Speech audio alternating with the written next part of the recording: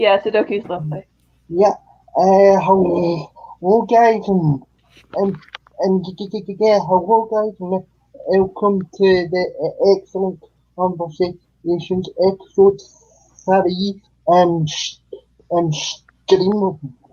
Yeah, you talk about anything in general, but like I'm delighted to be joined by my co-host as always, and Arnold. But Hello, we've people. also but we've also get but we've also getting Bill on it whovian episode. Hello and welcome back to the um um um channel. It's been ages since we had it's been ages since I've had you on a stream. You might think they'll ask them stream. You might had you on with you with the very latest audio of, The of greatest? time. Okay.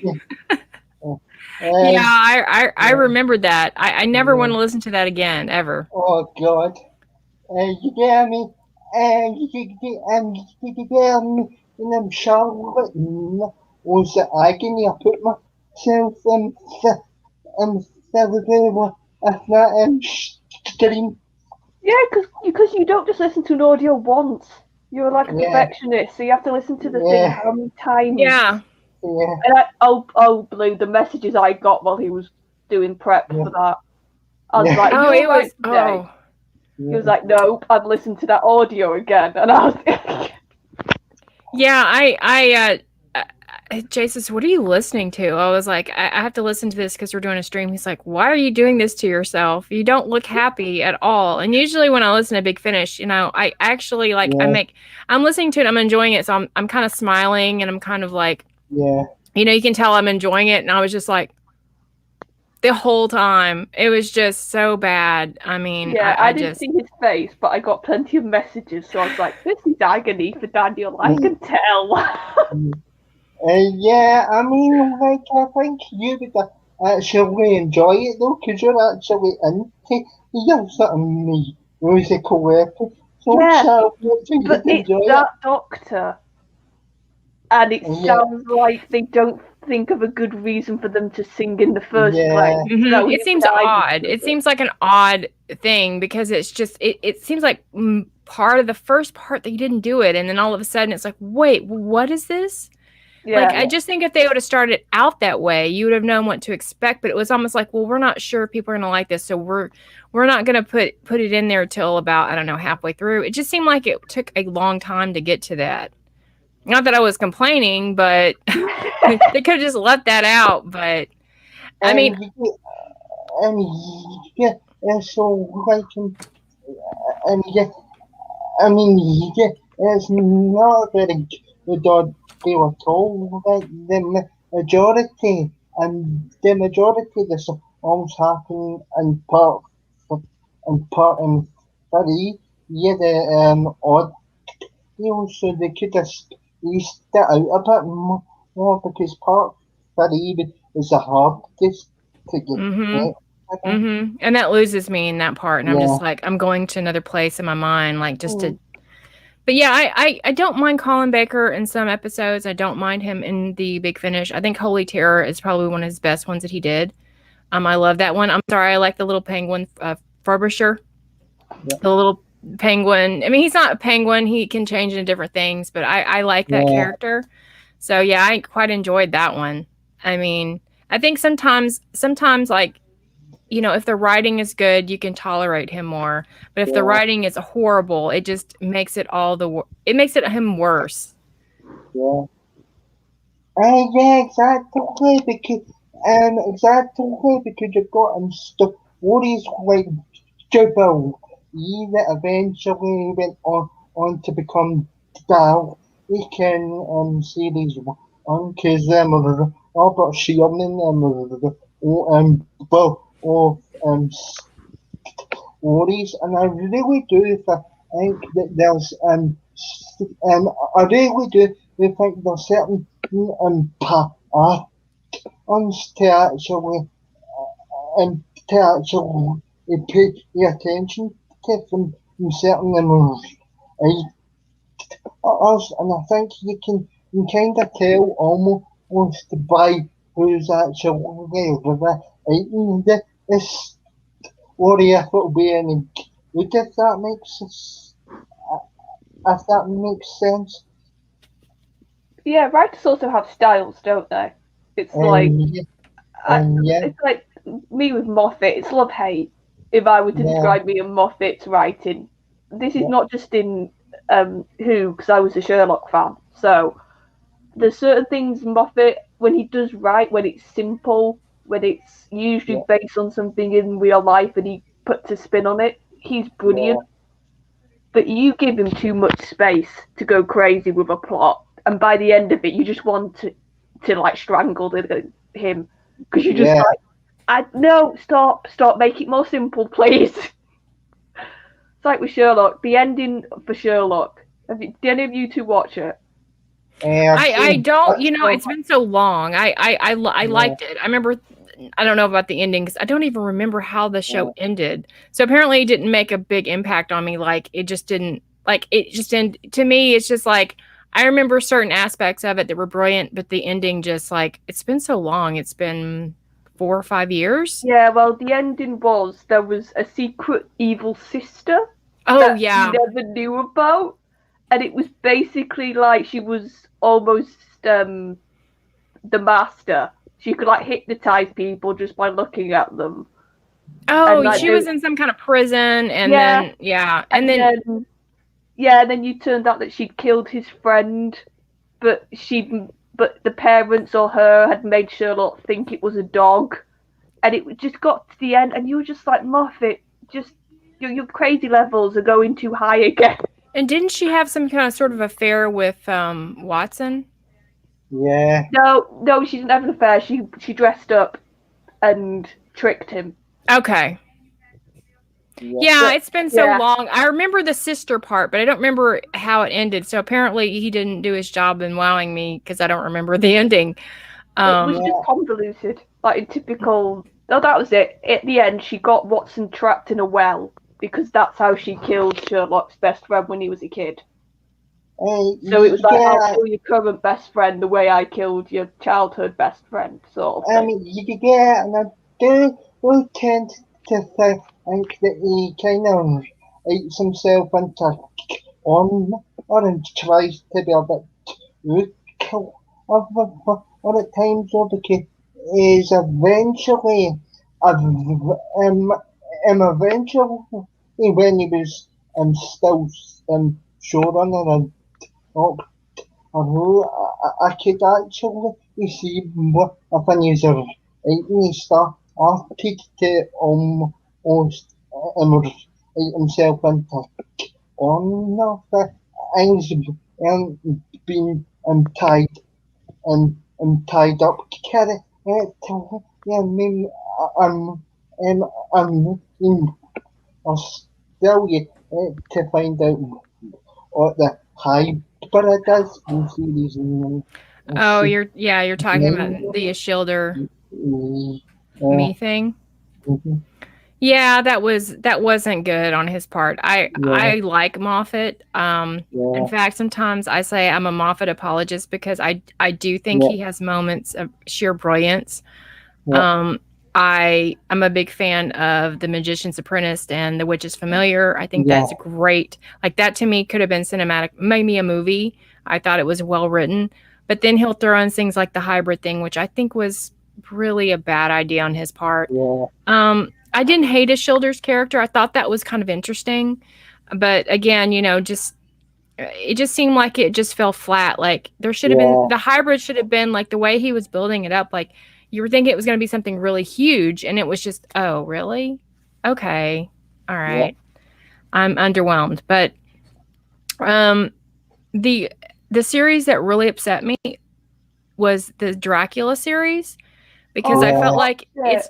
I felt like it started so well yeah. and it was so interesting, and then the ending was so like, I won't even like I think people should watch it because it's like this is how you can take a really interesting idea and then just run it into nothing where it's just like I can't even describe it. It just totally watered down who Dracula is. I mean, it's just I See, just walked away going, yeah. is there more? I mean, it was Yeah. bad. See, I adore the original book, so I'm always a bit dicey whenever there's an adaptation because I have two classic books I adore, which is Frankenstein and Dracula. Mm-hmm. And I just think if you take them too much out of that gothic setting, you just lose what those Yeah, stories are about. you water it down. I remember reading. It's been years since I read that book, but I remember thinking it was brilliant. It's a very religious book, actually. And I know that sounds strange to some people, but it really is. But it was well written, and I remember being very disappointed back. I'm going back to the Gary Oldman movie, and everyone loves that. I hear people go, "Oh, love that movie." I'm like, I was so angry when I saw that movie because I felt like they took his work and just crapped all over it. Like they made it like it was like there were scenes in that show that I felt were unneeded, like the whole sex with werewolf thing, the thing, it was just so sexualized. There was no need to do that. I mean, they could have made the movie without doing all that. And to me, you just crapped on his legacy, and he was a great writer. And it's like Lovecraft. They're doing it with Lovecraft now. Yeah, but Lovecraft is now problematic, isn't he? Oh, of course, because he's a racist. And I mean, even back funny, because shot him and because shot him and took a shot at HP of character as to here, and it's like, my God, it's like those were the times and you can't put his ideology on a historical figure or event. It just doesn't make any sense. But in, in terms of the whole, in, in terms of the whole thing that was on the Big Finish on the Big Finish social medias, and they put out a count, and they put out a count question, and they asked the fans, and they asked fans, um, um, and they asked fans if they would like to see any of stuff. I know, and it kind of got me, and it kind of got me actually. Is thinking the easiest sort of series that they could adapt for TV is the Eighth Doctor the Eighth Doctor the Eighth Doctor regime and regime. Or just because if you look at the whole sort of if you look at the whole sort of the whole sort of duration of those stories, it's about the same as obviously their revival era episode, and I don't think the older again or the tales would be easy to adapt for and for and for and for a tale of Asian audience because they're about longer, and I think as well, and I think as well, Sheridan Smith and obviously Tom again have the best so, chemistry anyway, so would yeah, to be up or again series if it was if it was put into period into period auction. Lou, do you want to go first? Because you're the guest. Sure. I think that it would be a really great idea to do a spin-off series. I do think though, however, because they're both older, I think that they should animate it. Yeah. Because at least you're getting the action. But put some better animation in it. Don't do the whole Power of the Daleks style animation. Do really great anime. I would be up for that. I saw a intro that supposedly a fan made, and I wasn't sure. It seemed a little bit higher end than for a fan that I really loved. And I think I posted it on Twitter. And they did if it was a series, and the way that they did the video was very anime.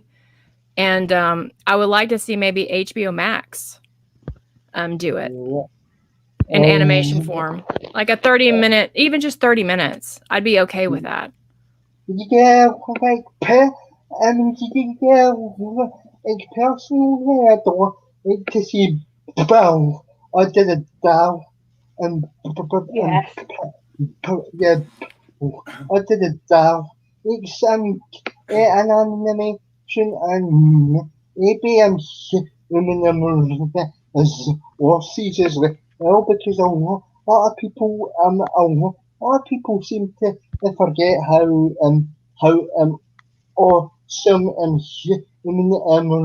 as losses actually as a um as a cyber as a cyberman as a cyberman story, and I think as well, in all honesty, I mean Sheridan, I mean Sheridan Smith as well as probably Paul Gans and Est and companion, all the chemistry between the two of them is just is just fantastic, and I think that and I think and I think she is a better companion and and and the and what are the companions that have gotten rid of her. Series. I think that she's I think she had a lot of very good character how that character was set up for my very first story. There was a lot of intrigue intrigue with that character, and I think over the course of the revival, you don't really you see that on the TV show. You see and you see the sort of basic sort of concept. So I think BBC need to look at how Big Finish actually handles a companion rather than other than just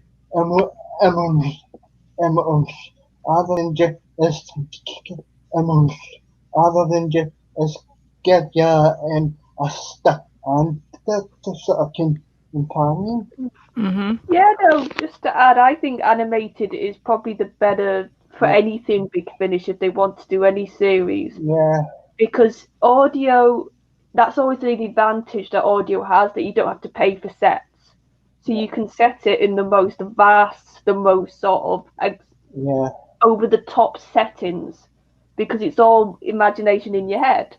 Mm-hmm. So I think they would struggle to make anything Big Finish audio into like a television production series, because they'd have to scale back. They would just have to because of budget. So I think if they were to do anything, it would have to be animated. Mm-hmm. And I agree. The sort of Charlie and Eighth Doctor stories, there's some really good ones there. Yeah. But there's a lot of stuff you need to know when you listen to them beforehand. Yeah. You can't just go in sort of fresh. Whereas the Lucy and Eighth Doctor stuff, they're designed for that. Like in interviews, they have said, yes, we wanted people who hadn't listened to Big Finish, who hadn't listened to the Eighth Doctor, to be able to pick these up. Yeah, So and you that, have, and that is the whole sort of the, and then that would be the, and yeah, that was the whole sort of idea behind the particular series of audios, because I think it was BBC Radio 7 at the time, said um it's to it's to um it's to like and they said okay, we'll carry some of your audios, but you have to come up with a new sort of series. So hence why that series was kind of conceived, because they actually said to Big Finish, they actually said to Big Finish, I'm up with a new sort of series and a new companion, and then we'll carry the program. And so BBC and radio are kind of hands on, so to so to speak, with the whole sort of project. And I think as well, BBC and I think as well, BBC should probably um, should probably get finished back on board, but back on board in some sort of capacity, because that really, because that relationship between the two companies was actually pretty successful. I don't see what the reason was, I don't see what the reason was why BBC and Spanish haven't on anything together since, because that series of audios and that series of audios are successful, and and obviously, is the still on the Big Finish, and the Big Finish reached to Tobias and and Tobias and Tobias and Tobias as as also, like, I don't see why the explanation BBC can't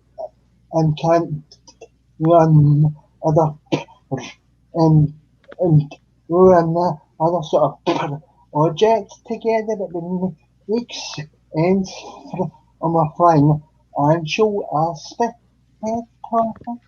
well, they are technically working together. They just haven't done, because we've noticed, haven't we? I don't know if you have, Blue. A lot of these big box sets, like the Christopher Eccleston one, some of the Tennant stuff that's coming out, BBC Studios is technically involved in that. Mm-hmm. But I don't know if that just means they get money off it and it's mostly Big Finish creative. I don't know how that works. I haven't heard any of it, but here's my concern about them being more involved with it is that they're going to put more of their agenda in it, and they probably already have. Listening to the older ones and then hearing about like Stranded and things like that. So I think them being in it is probably a really horrible idea. I kind of wish that Big Finish could kind of do their own thing, maybe with an animation. But of course, they're gonna get in bed with BBC if they ever decide to do that. They already are, apparently, with their own audios. So, but let's be honest, without going into the current stuff so much. If Big Finish, they're probably in the best position right now to say, leave us alone, we'll do our own we'll make something Yeah. for you. It will get you money, but just let us do our own creative stuff. But you got to understand they're not going to do that. No. You know. Especially with Nicholas Briggs at the helm. No, Yeah. he's pally with too many of them at this. Right. So, Yeah. I mean, I think he's a brilliant, he's a brilliant writer and he's a brilliant head of Big Finish. But I think sometimes he lets his politics get in the way of what fans want, and there's a little bit too much agenda in some of his some of the stuff now. But I tend to stick to the older stuff.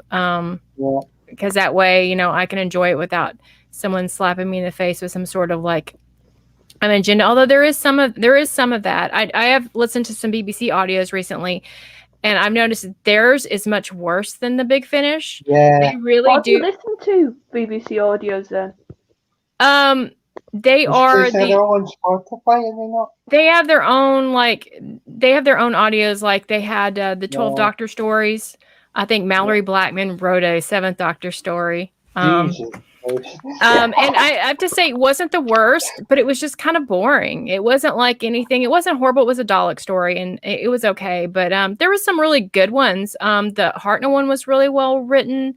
I can't remember right offhand. It was kind of neat. It was kind of like they kind of meshed Peter Pan, like a Captain Hook type of character kind of premise, and I quite enjoyed that.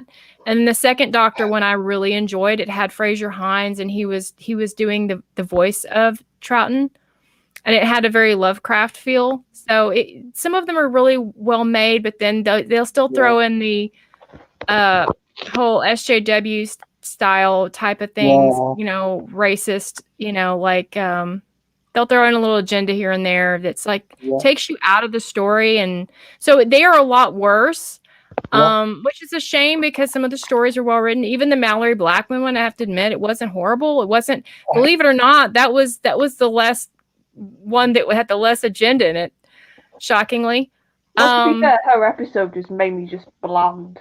Oh my god. So, oh my god, I'm still scarred from that episode. Even though it was so shit, no? Oh, it was on my eye. It was dropped a bit since this era. It ruffled my feathers a little bit, especially with the southern accents. That kind of, you know, no one goes around talking. No one, look, I don't even believe everyone talk like that either. Not everybody called everybody, you know, what you looking at, boy? Nobody talk. I mean, really, Rosa was just a really, it was really insulting to the American audience, extremely. And especially to people. My mom grew up in that era, and she said that she was never, ever, ever for any of that. And, you know, but people didn't understand. You couldn't just stand up. You couldn't just stand up and, you know, even if you were white and do that, because they would, it's like now with the cancel culture, they would try to ruin you. Yeah. So, you know. Yeah, I even thought of a better premise though. Because after that episode, Ed, I was like, surely they could do this type of, if they had to do that sort of topic. And I even thought of a better episode, which was, I don't know if you think this would be better, Blue. I was like, what if basically the Doctor landing in that time period happened to stop the assassination of Martin Luther King? Yeah, that would have been much better. Yeah, that would have been a better episode. Yeah, that would have. Although I would prefer to see Capaldi do it. Yeah, I mean, that would be more believable. I mean, you know what? She would just be like, "Okay, Graham, go do it." You know, because I'm not capable. I mean, she's not even capable. Like, unwiring a bomb. I mean, you know, so yeah, she just. No, but I was just thinking, because then if you had that premise, you would have to talk about that topic. You couldn't avoid it. But you have the moral dilemma of history is a set thing, it's a set point. That event has to happen. But the Doctor's very moralistic. The Doctor doesn't like anything sort of, and if they get like in a bit of history, they try and avoid it. That's a bit messy. So I was like, that would be a really that is, but it's more interesting because the thought of like, okay, what would this change? Yes, he would, but his death may have people to cause people to wake up. It's kind of like when it's not the same. It was when he was trying in Genesis when he was trying to decide, if he should destroy the Daleks, because yes, the Daleks are evil, but because they exist, all these other wonderful things happen. It's the same kind of in a different way of obviously. Yeah. But I can see where, that would have been much more interesting. I would have watched that with a different doctor, of course. Yeah. And technically, yes, well, they've kind of already tackled that sort of, they've kind of already tackled that sort of story but into the Daleks because that is, was centered around the whole sort of racism thing that is, and because it was written and because it was written for on and for on and television and for on and television, the problem is the problem is right now how BBC are hiring people that aren't sci-fi writers or just activists and soap operas. That's not going to, and because that's not going to, and because that's not going to anything a sci-fi show, but because they don't know, and because they don't know how, and because they don't know how to talk about and to talk about these issues. But I find I find on lines of the stories they would do other actually over the head of a hammer. There's no subtlety. Well, they did that. They did that in the classic era. They did that with Genesis. Yeah. They did that with a lot of episodes. The Green Death. That was very political, but the way that they did it was in the story in this fictional world, and they weren't like, basically naming names and saying Orange Man bad every 5 seconds. That they were teaching in the story. It's like they kind of tried to do that with Orphan 55, but then they had to, not saying it was a great story anyway, it wasn't, but then they had to bring her on with some kind of speech, like going, you people need to wake up, if you keep doing this, the world would be destroyed. It's like Greta Thunberg at the end of it. And then they show the monster, the dregs, right? They show at the end, they're trying to like, okay, this is our version of what the classic did. No, it wasn't. It wasn't even close to what Malcolm Hulke or Holmes or any of those or Terrence Dicks could do. You guys are just pale in comparison to these people. So I think they were trying to do that with that story, but my God, I mean, if that's how they think that classic was written, they really need to go back and rewatch those episodes and learn a thing or two, or hell, go listen to Big Finish. Big Finish writers, they know what they're doing. Yeah, I think most of them. Yeah, there's two rules, isn't there? You either do allegory, where anybody with any sort of knowing of the world around them can look at something that it's called this species, but we know what really you're referring to. Or because I know a few people were like, yeah, but you guys all. When the Orphan 55 thing happened, I saw a few people try and compare, which probably would have driven you crazy, Blue, the Zygon inversion speech, saying, well, that's on point, that's basically shouting at you that war's bad. And I'm like, yes. I'm really glad I didn't see that. Well, yeah, but here's what I would have said. I would have said, yes, some bits of that speech probably were a little bit on point, but the topic of war is very personal to the Doctor. It's something that he would get very pointed about because of his history. And if you listen to that speech, it's all from personal experience. It's the Doctor saying, I've done this, I've lived this, you're kids, you don't know what you're doing. So he is being a bit, and I've said with all the recent stuff going on in the world, that so much of that speech and the lines in that speech, I keep thinking about. Especially when I think there's the line of, oh, you're all the same, you bunch of screaming kids. And you look at the world right now and it's like, that's what the world's become. A bunch of screaming kids. Yeah, I think about it a lot, and I think about the whole, you know, sit down and talk, because I think that people have forgotten that. It's like, you know, and I totally agree with that. I dealt with the negotiation with countries that hate you. It's the best way to go. It's the first line of attack. Why would you start bombing people right off? And so, yeah, I that speech hit home, because I have known people that have fought in wars. I've known people that have come back from Vietnam and other wars, and they're horrified at what they had to do. So that should be our last defense. And so I think that was a really great speech, and I totally agree with it. Comparing what she was talking about, like, I guess she was talking about some sort of climate change. I don't know. When she talks, I tend to go to another place in my mind, because it's just Don't we all? Comparing like a speech about like climate change and all that crap, and then comparing it to someone to an actual war is stupid. So yeah, I would have a problem with someone saying that her speech was on par with that. I don't. Yeah, it wasn't too much. It was on par. I think people say, "Well, it's happened before. Why are you all complaining?" And you know that sort of.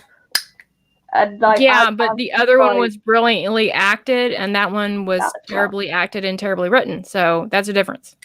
But oh yeah, I mean, it sounds just really crass. What I'm saying, it sounds rude. And I know it's just based on opinion, but I mean, one actor has an Oscar and the other one doesn't. Oh yeah, just that when Peter turns around, and Daniel knows Matt's my doctor, and I had a rough run with Peter's doctor. A lot of that was because of the writing; it wasn't to do with the acting. I really struggled with that first sort of cold impression they gave with 12. But I will always say there's so many little moments with Peter's doctor. Yeah. That I will go back to. Yeah. Yeah. You know, it's funny that you said that, because I had a problem with Matt's doctor. I struggled. Yeah. Because I was a huge Tennant fan. I never thought I would love another doctor except David Tennant. Like, that was my doctor. And I was really looking forward to seeing Matt. And I think the goofiness threw me off. I mean, even though Tennant could act goofy, the fairy tale aspect of the 11th hour really kind of just, what is this? Like, what is this, Narnia? What? You know, like, I was really disappointed. But now I've really grown to love his doctor. But it took me a while. So I can relate, even though it's not the same, you know? Yeah, but it's just, I think it helped weirdly watching classic. I think has helped me understand what I love in a doctor, and I think it's vulnerability. I think it's a doctor who might not be the most like biggest presence in a room, who's sort of more I'll step back type of doctor, and I'll let stuff play out, and then I'll come in. So, yeah, I think Matt had that, and that's what. Because I love Troughton now, which is funny. Oh, I love Troughton too. Yeah, I really do. There's so many Pertwee's my favorite of the classic, because he is so like in control, and you can tell Pertwee and Capaldi are very similar, so that makes sense. Yeah, you do sort of, don't you? You find traits, like I was saying. So I think that's what I've worked out. But in terms of the whole, on the sort of aspect, Charlotte. That's how I recommended you to buy Shadow the Daleks for like finish because you actually you see the sort of more sort of honourable sides to Peter Davidson's actor, and he is and he is are on the big finish odd tail on the market. These characters are a lot more sort of fa- more sort of foul more sort of foul stout and the death but as I kind of get the impression, Charlotte, is because you've already related to some or and there's a lot of similarities between Trouton's Doctor and Novice Lim. That's or is that the reason? Is that the reason why I will find it easier to connect to Patrick out than stay here Acre because I know Brick because I know you find it hard to connect to Om's incarnation. Yeah, like I said, I was because watching the classic now properly. I think it's helped me sort of, like I said, narrow down what I do like. Because obviously in the new one we've only had 4, so it's like it's harder, isn't it, to try and work out what traits when they do pop up you do like. And like I said, and I just think I always loved with Matt's Doctor how he wasn't a shouter. He did have moments where he would be a bit shouty at all, but I liked how he was very deliberate with his line delivery, Matt. Like you could tell he would go quieter, or he would emphasize certain bits of his lines to really like show he was angry at somebody. Whereas Tennant, I think, got to a stage where he was very sort of everything was on show. Anything. Like whereas in Matt, I liked how a lot of the time it was small actions.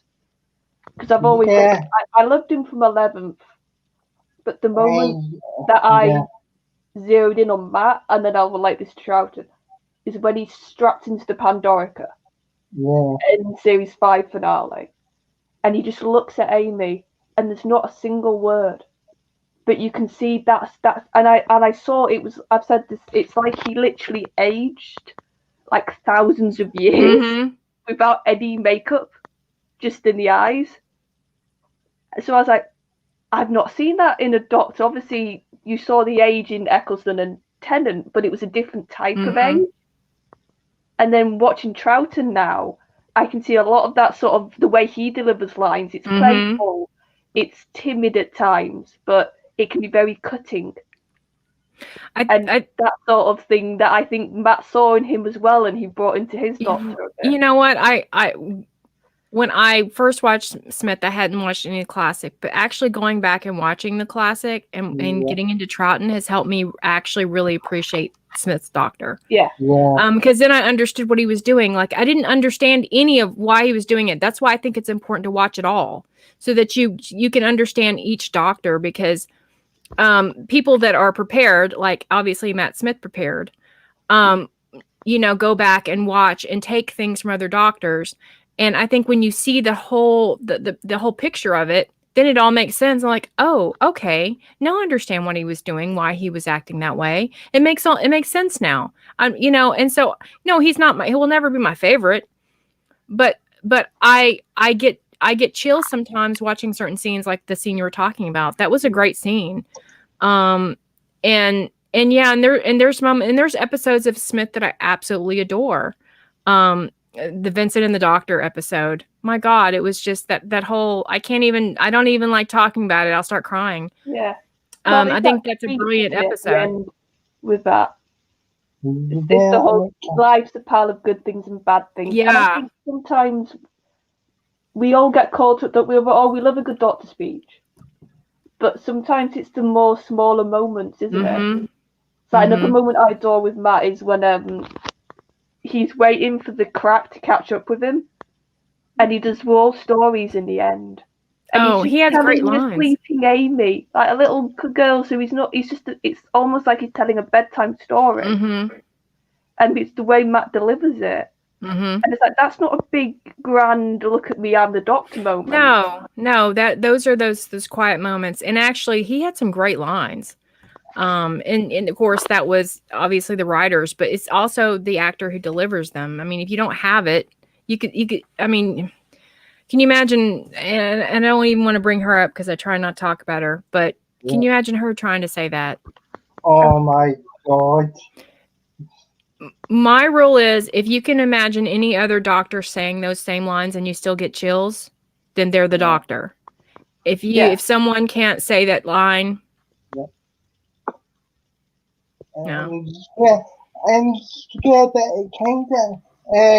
it kind of took me to Vincent and the Doctor to actually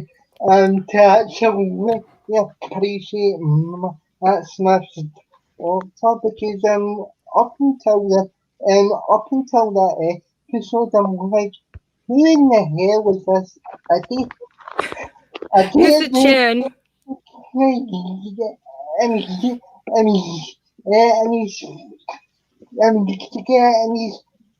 he's hair and everything just annoyed me. It's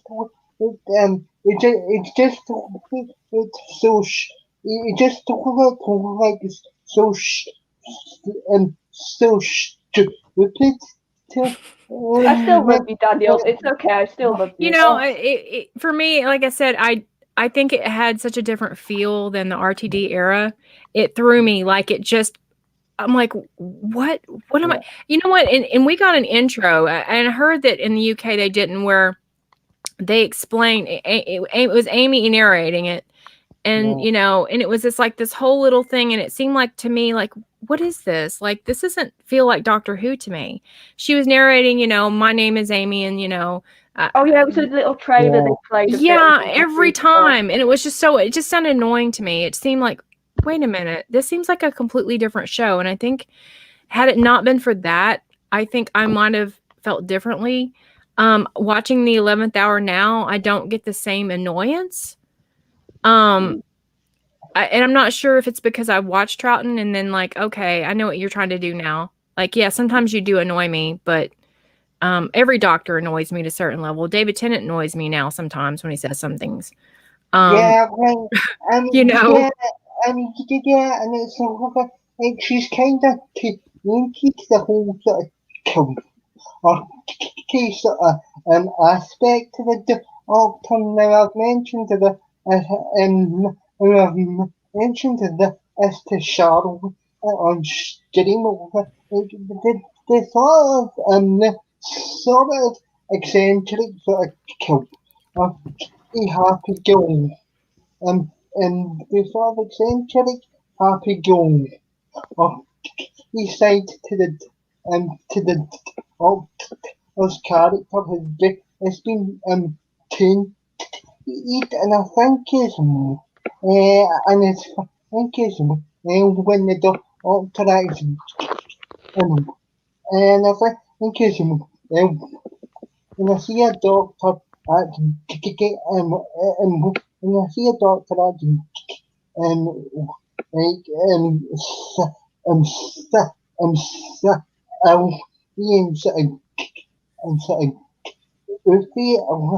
it kind of reminds me of her a bit, though, because she's into that aspect to the Doctor's character, because she's so shitty.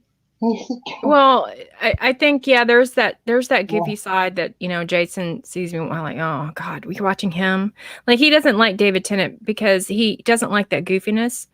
But the difference between her and David Tennant is that she doesn't have any serious like moments where she's taking control, and he does, like Family of Blood, and even in the end of the Christmas Invasion, where he says no second chances, and that right there, like, and I wasn't like, I liked Eccleston. I was a little disappointed, like, wait, this is it?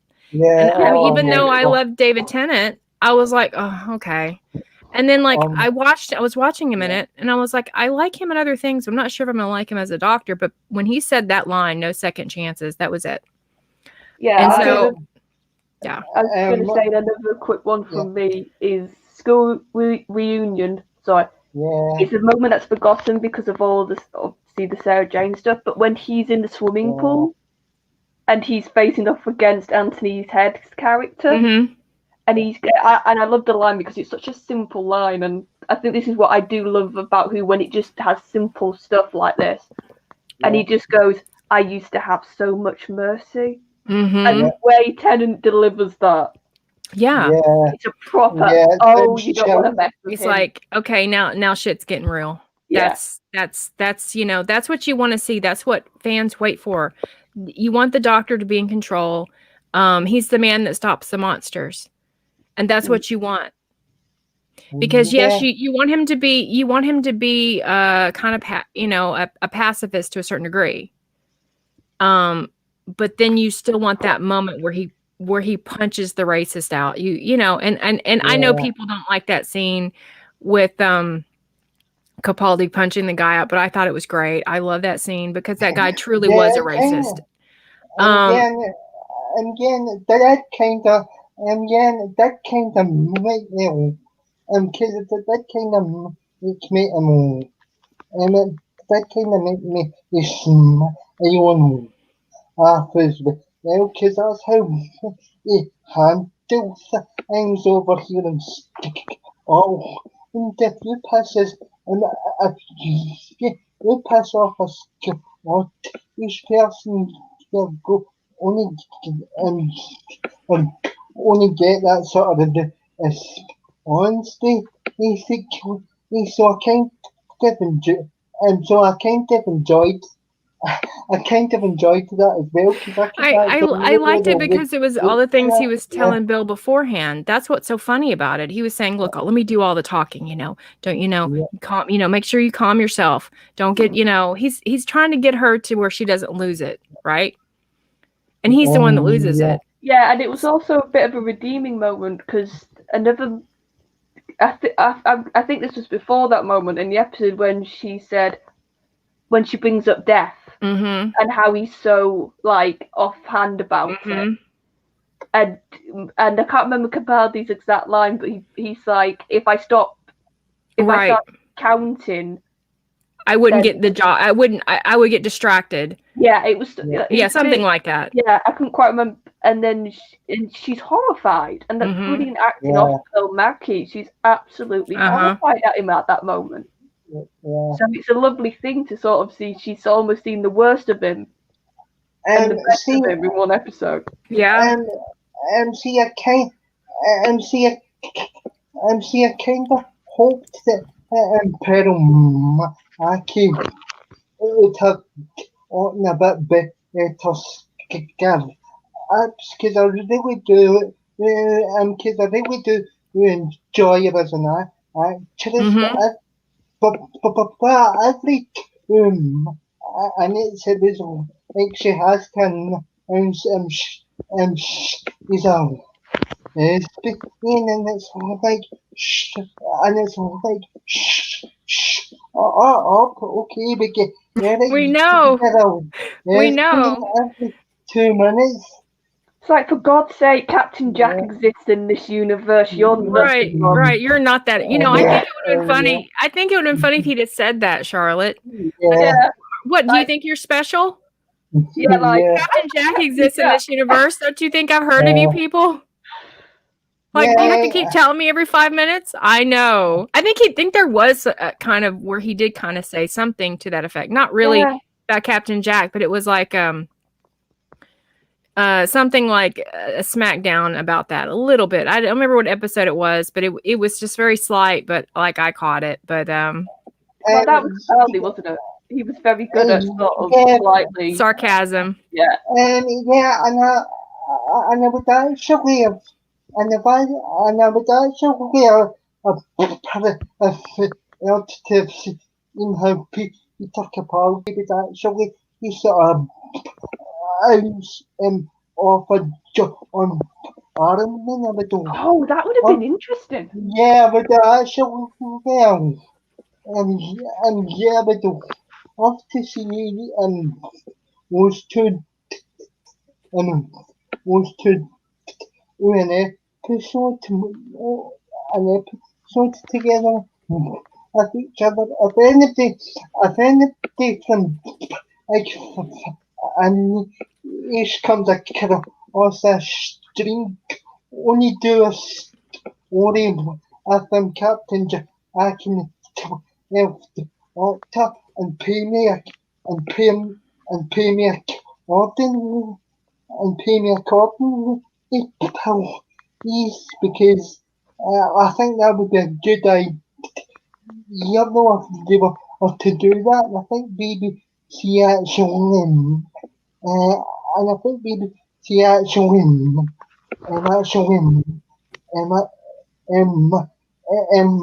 actually, it should be regretting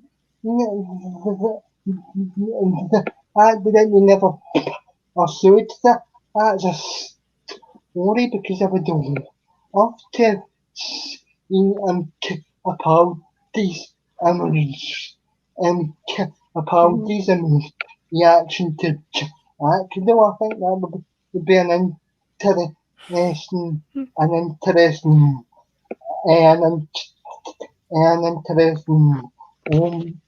but as well on Barman's kind of estimate the offering recently of some of the trick he's come out with, and I don't understand how he's got to go down and go down this avenue. I enjoyed it. I enjoyed him in the episode the Ivan that it was, and I really enjoy and I really enjoy watching and touching and and watching and touching it gives Emma's Emma's Emma's Emma's but like since he's come out with all this since he's come out with all this I haven't been back to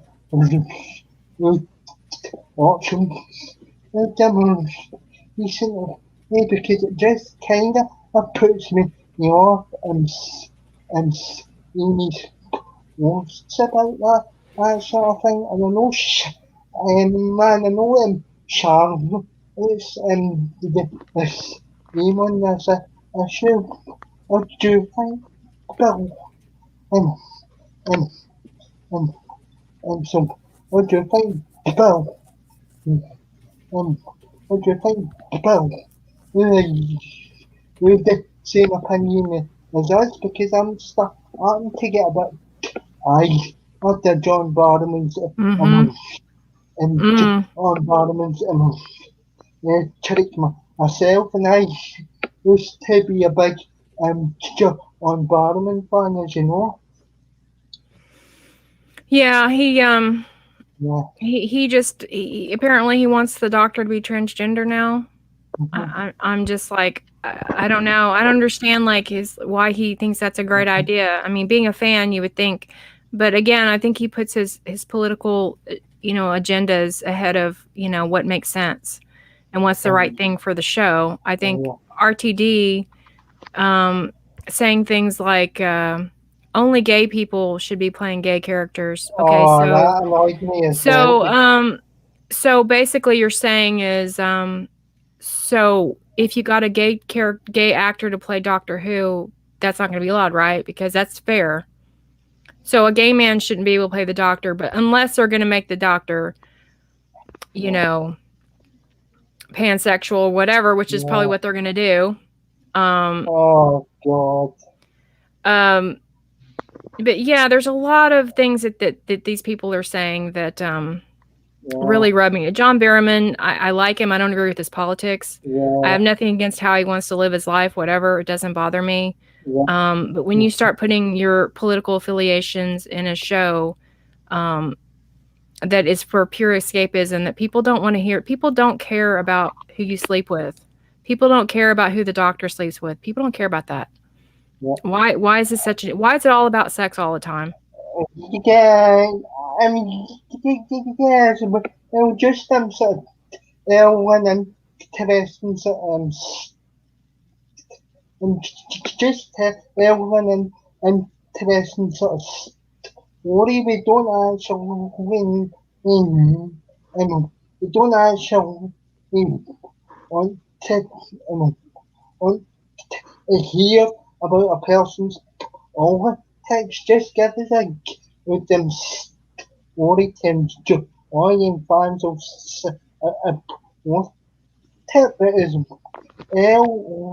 I have been imagine have been listening to them in a big in a in a in in a in a big in an town or the things is in the boys actually them and I've just finished in the special edition Asta and um,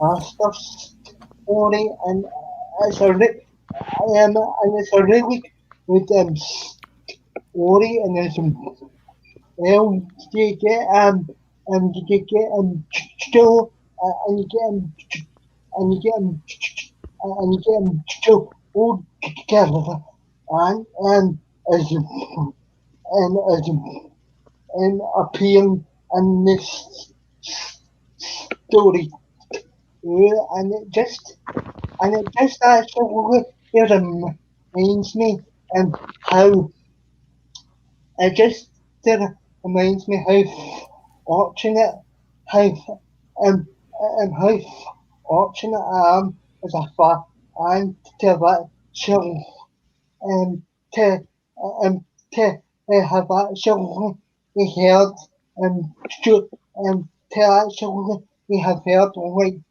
show together and in audio because she's actually a pretty good companion fan series and I think it's absolutely and I think it's absolutely fantastic that she's still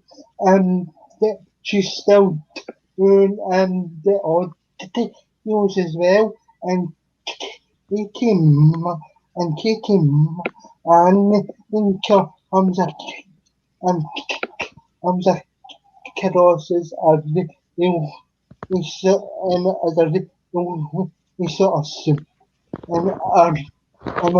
and we sort of and us and us and us and us person and I think is and I think is that should have been and I think is that would have been another a good idea for us for us I know for BBC to actually attempt but we've been never obviously we pursued it and I think and I think as well it probably probably probably and probably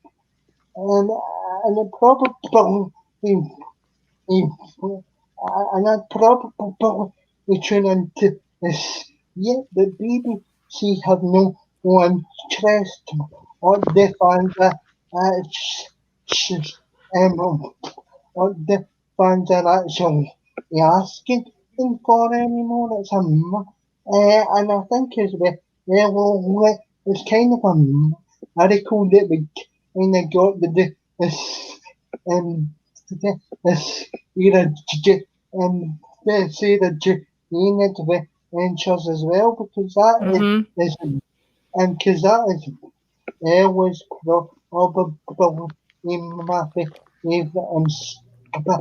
I know series and like for a children's and and and and for a children's and what's am I that show if I'm fantastic it can it's just incredible all the way through the series. Even the pilot. Even the pilot episode and Asian in the beginning is as exceptional and as exceptional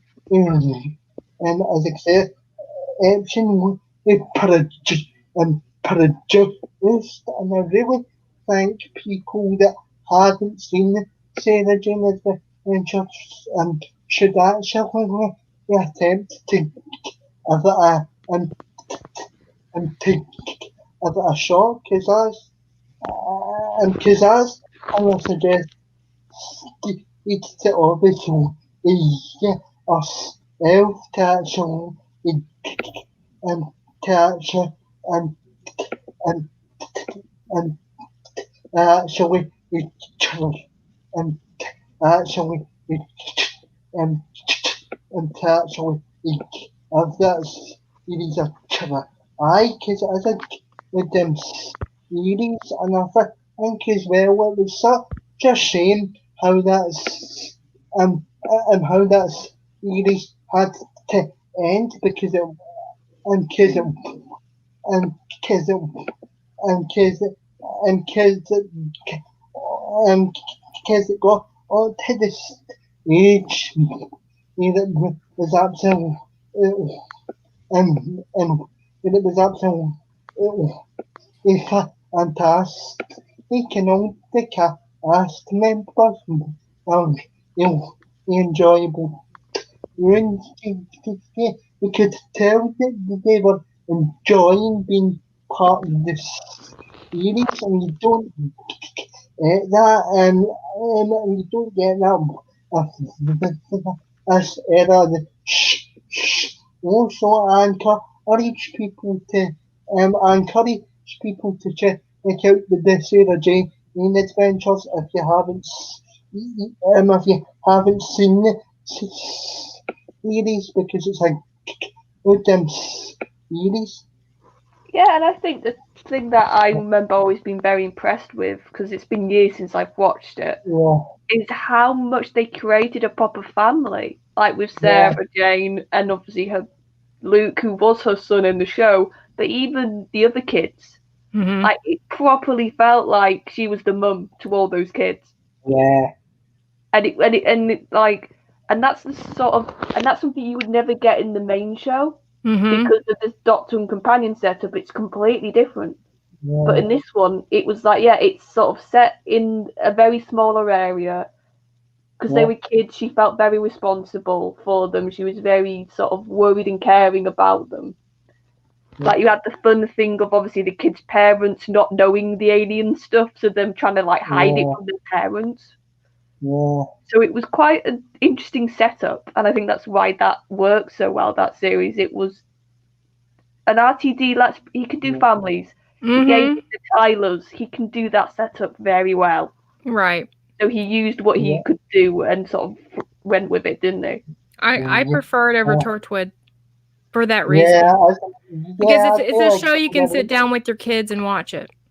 Oh God, yeah, you couldn't do that with Torchwood. No, you couldn't. And see, I like Torchwood, but to me, it kind of took me out of the Doctor Who universe because it had all that other stuff in it.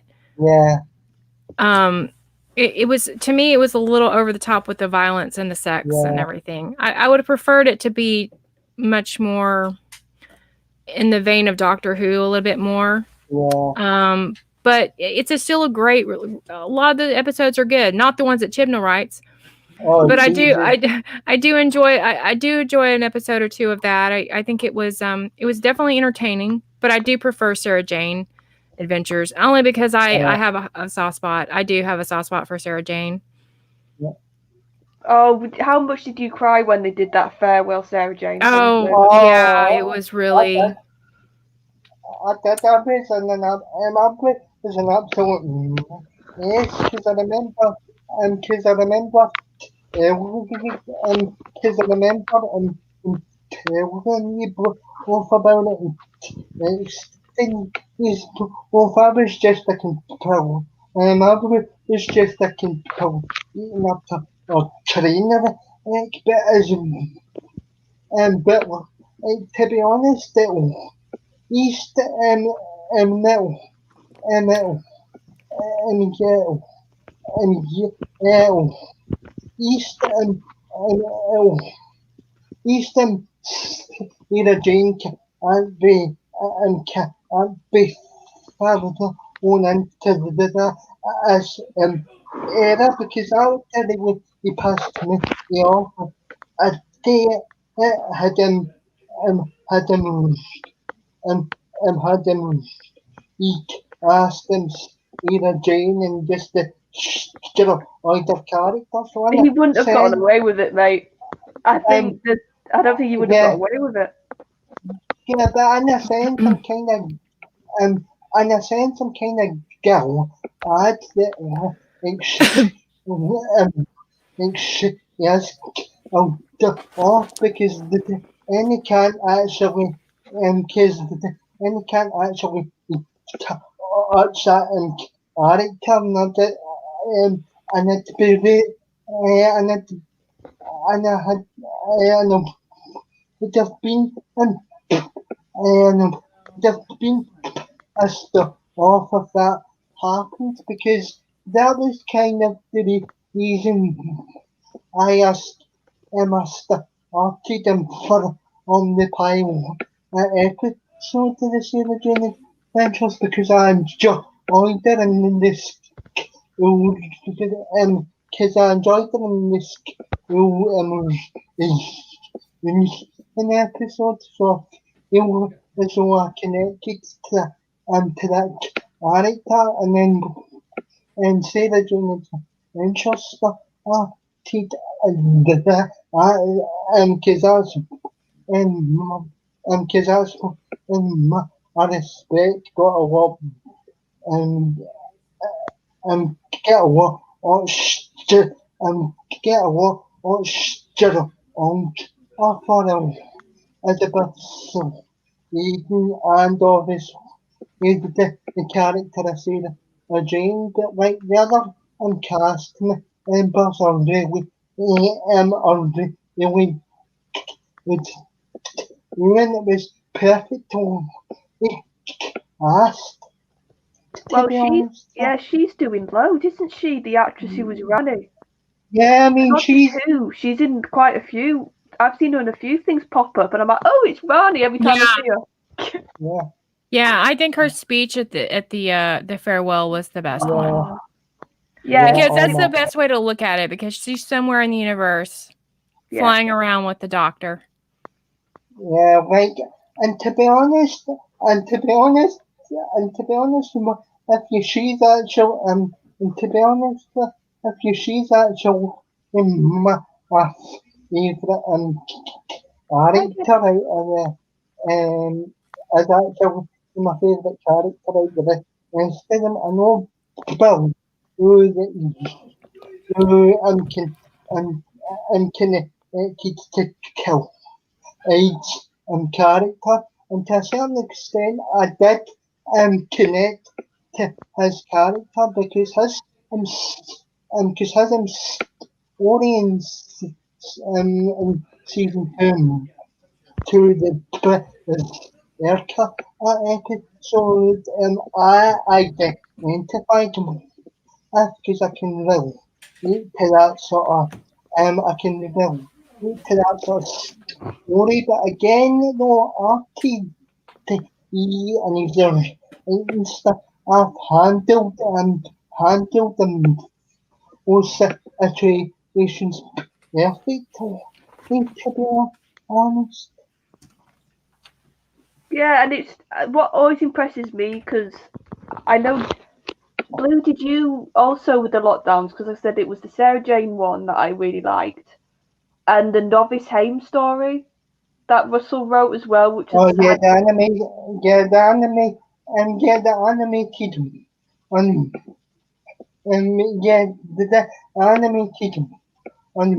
Really, so it's having a sort of but obviously, I get by saying, oh, the dog, oh, tucking their cat, yeah. Um, that one. but what I really loved about it is why I would recommend if you had. I know most people would have watched the Sarah Jane one, but if you Yeah, another of the lockdown things, I would listen to that one Okay. because it's the doctor visiting a dying Novice Haim. Okay.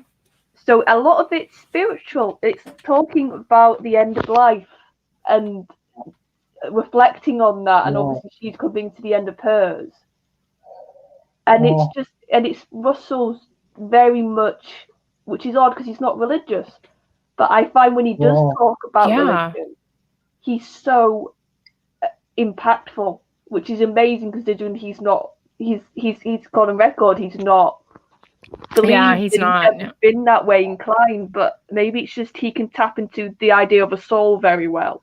and And that yeah, lockdown is about that a bit. So I would say Or, Blue, do you or want maybe he's just searching for answers, and sometimes when you search for answers, when you write a script, you're actually, that's how you deal with it. I don't know, maybe I'm wrong, but seems like when you're really interested in that subject, knowing the truth, because he probably isn't a complete atheist. yeah. He doesn't strike me as that. It's probably like he probably thinks there's something out there, but he just doesn't know what.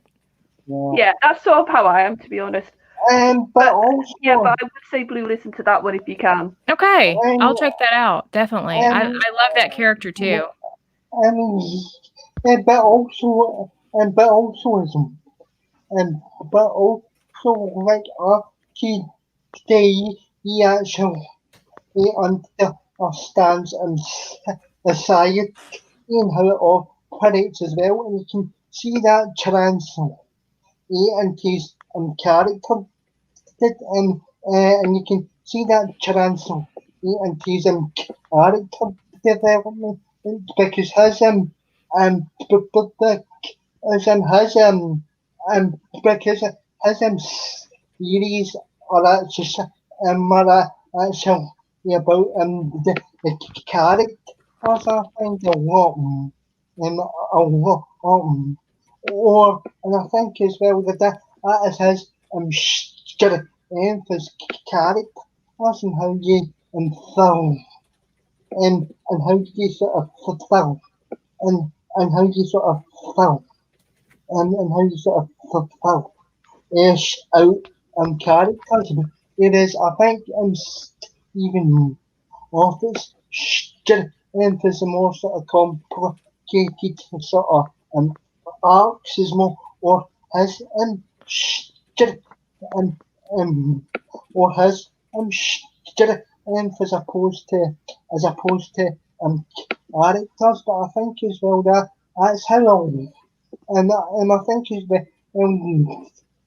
kids I think as well that's how kids that's how people tend to sort of well to RT use characters as a watch on watch on good as because he actually understand he actually understands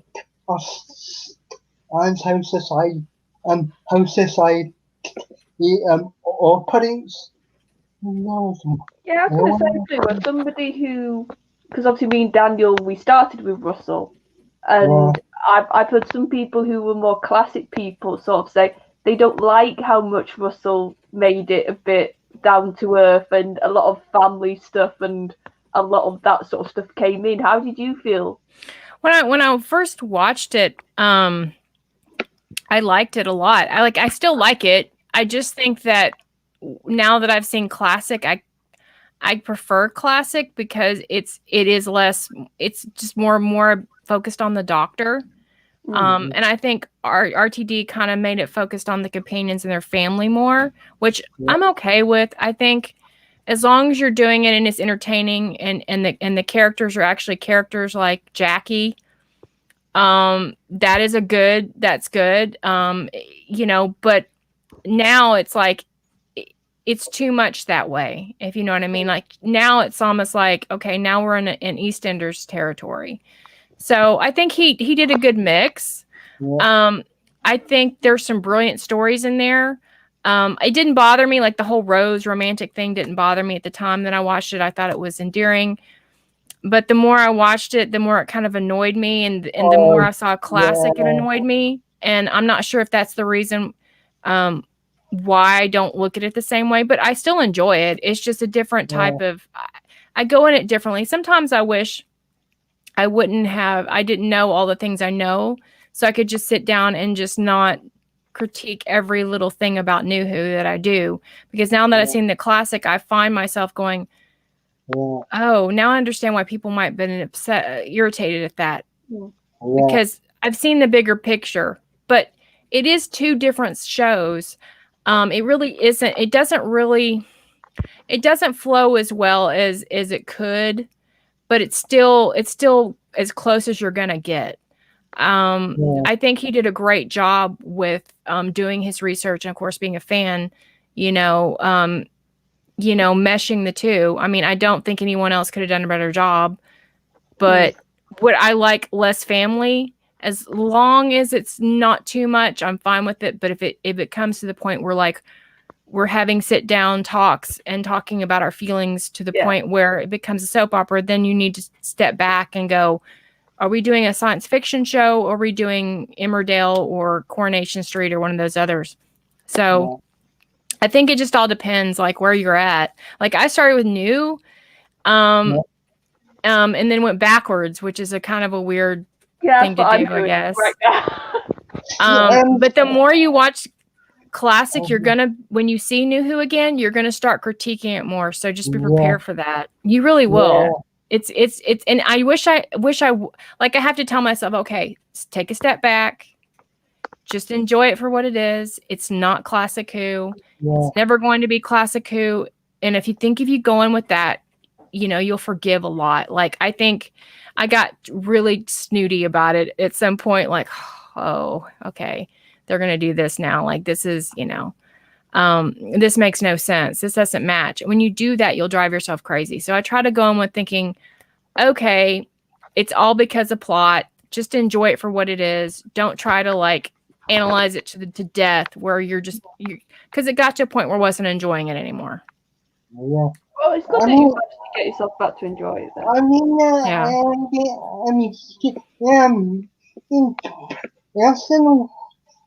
I've got to this stage where I'm enjoying the sort of different aspects to and the different sort of aspects and the different sort of and the different sort of also storytelling, because to be honest with you, I think it's safe to say that I think it's safe to say that they're all still fans of the show, and I think they're all still pretty hungry for it, and we reject and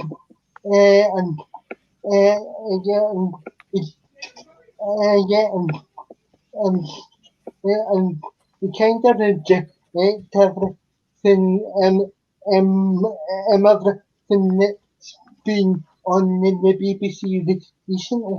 That's everything recently, and it's been shown in terms of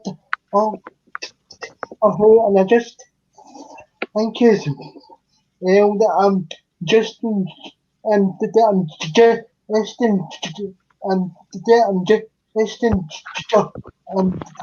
just Western or in past episodes I want and I want and I want and I want was it and then again previous to that and it's actually oh and it's actually oh need that and that and that that I'll always that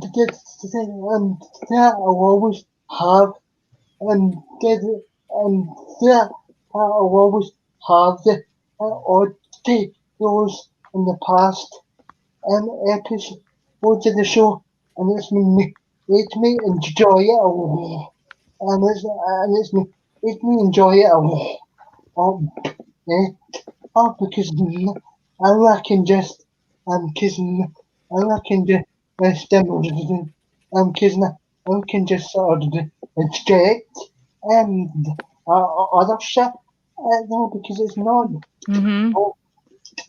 I feel and I think and I think because I'm enjoying um I'm enjoying all the episodes that and and I'm enjoying the episodes that are hate this well because I've actually found a new appreciation for her for all episodes that I hate is Mm-hmm.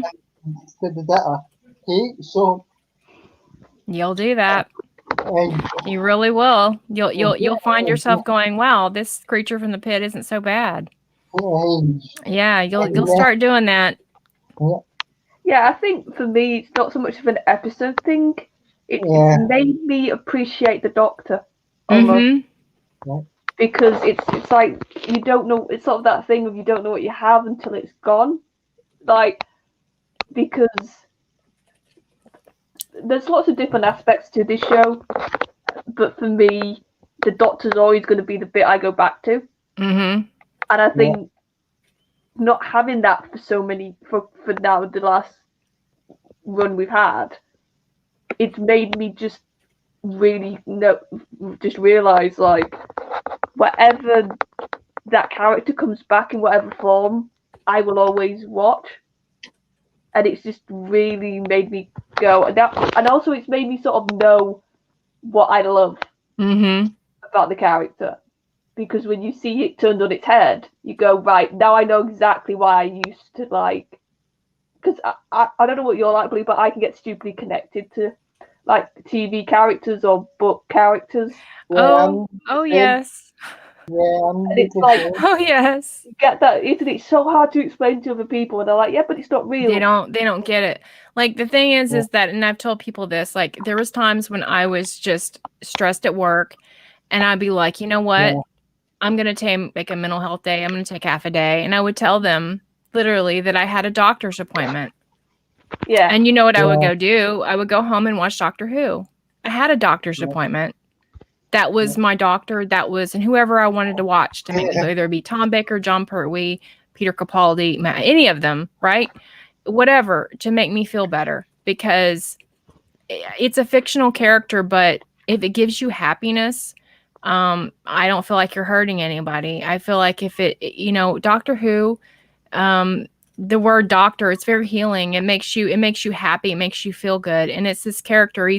It's like a need that you have since childhood when you grew up with superheroes or the good versus evil thing, right? That's inherent in you. Like you want to see that. You want to see good fight evil and win. Because inside maybe you're having a bad day and you feel like there's some people that you don't care for that you feel like are evil, and there's something about that. You just want to see someone destroy something evil. And so the Doctor was that for a lot of people. And I think that is important to, honor that and you want to embrace that. Yeah, I think that's natural. Yeah, and in that theme, I wrote this a while ago, but Blue, you've I don't think you've got to hear it, and I think you'll appreciate it. It was when a lot of the rubbish was going on, to put it simply, and like I said, I had that thing of I feel like I need the doctor. So this is weird. The first time I've done it on camera, actually. There we go. This is my doctor speech basically that I had to go at. So some of you guys in the chat would have heard this, but this will be Blue's first. Right. Message from an old friend. Hello. Now the old girl should be sending this out, and she's never let me down, despite hammers and everything else. I've stumbled upon a distress signal, but this one is quite a distance away, even for me. I should be there and back in a snap, or this could take quite a while, especially in your time. Now I know you lot can be a worrying bunch, especially if I suddenly disappeared, so I'm sending out a message to calm everything down. I never properly said why out of all the galaxies and planets I picked Earth as my new home after the war. Suppose I was too busy running about trying to be the hero, as that was easier than dwelling on the reason why. Now there were quite a few, but one of the main reasons was the people that I'd met in my travels. You all had this spark that stood out. That thirst for knowledge, which can be your greatest strength or fault, combined with a fire that fuels all your actions. That fire isn't just for knowledge, it also shows in how fiercely you care for others, which is what I want you all to remember. Humans can come together due to being such a social species, especially in times of need. I have seen you stand up to so many terrible creatures and forces that see you as nothing but ants, as they don't know the human spirit like I do. Therefore, here is my final word before we go, and that is remember that spirit. And if you're ever scared or not sure, reach out to each other. Work together. No one will be able to keep you down for long. And remember, be kind. Mm. And that was me trying to be 12, so that's why I thought you'd appreciate it. Yeah. That's that reminds me of that speech that he gave, which was very sad, but but also brilliant at the same time, because I feel like he was talking to us fans, and I think that it just reminds me, like, just be kind, because I think he kind of knew what was going to happen. I don't know, maybe like I'm reading too much into it. Yeah, and I think I'm actually I'm actually considering I'm actually considering my own skill actions and stories. I've got a couple of ideas in my head. So, as soon as I've as as soon as I've written a script to both of you actually both of you actually tell me and tell me what you thinking about how I should move it and that, because as well, because as well, as well, because I've read a couple, because I've read a couple of your stories as well, and like it's just kind of, I don't know what it is, but it's basically these sort of encouraged me to tell till trying our own our own stories and our father's so our father's so and our father's so he shall as well is a both encouragement to write is a both encouragement to start writing my own yeah and stuff so soon as I've written so soon as I've written this together so is is yeah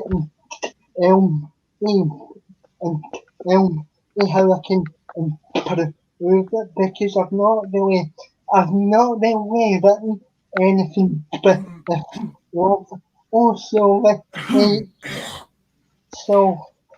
well so as well I can I so be get it yeah appreciate it.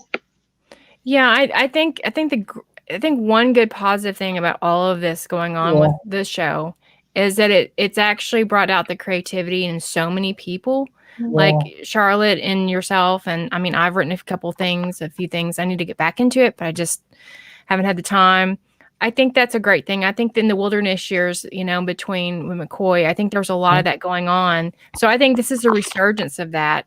And so that's a positive of the show sucking now is that I think that this is going to be amazing when, I probably won't be here, but by the time the show does come back, well, I'm nearly 50. I mean, this might be a while, but by the time that, I may be old. I don't even care by then. I mean, I remember what Doctor Who is at that point, but there'll be people like you and Charlotte maybe writing for the show, and that would be amazing. I think that is what happens. I think that's people like RTD and Moffat, they were probably writing Doctor Who stories during the wilderness years when it was off the air. And that's what's going to happen again because history repeats itself. And big RTD, he has actually he had taken a scam to obviously like and he's back in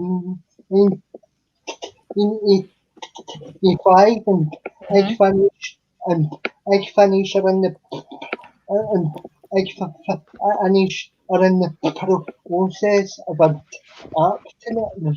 8 and it's available to actually put your on the big finish age as well. So just actually so I actually goes to goes to show that big finish arc on back to are going back to older content that people have actually put on paper, so you never know. So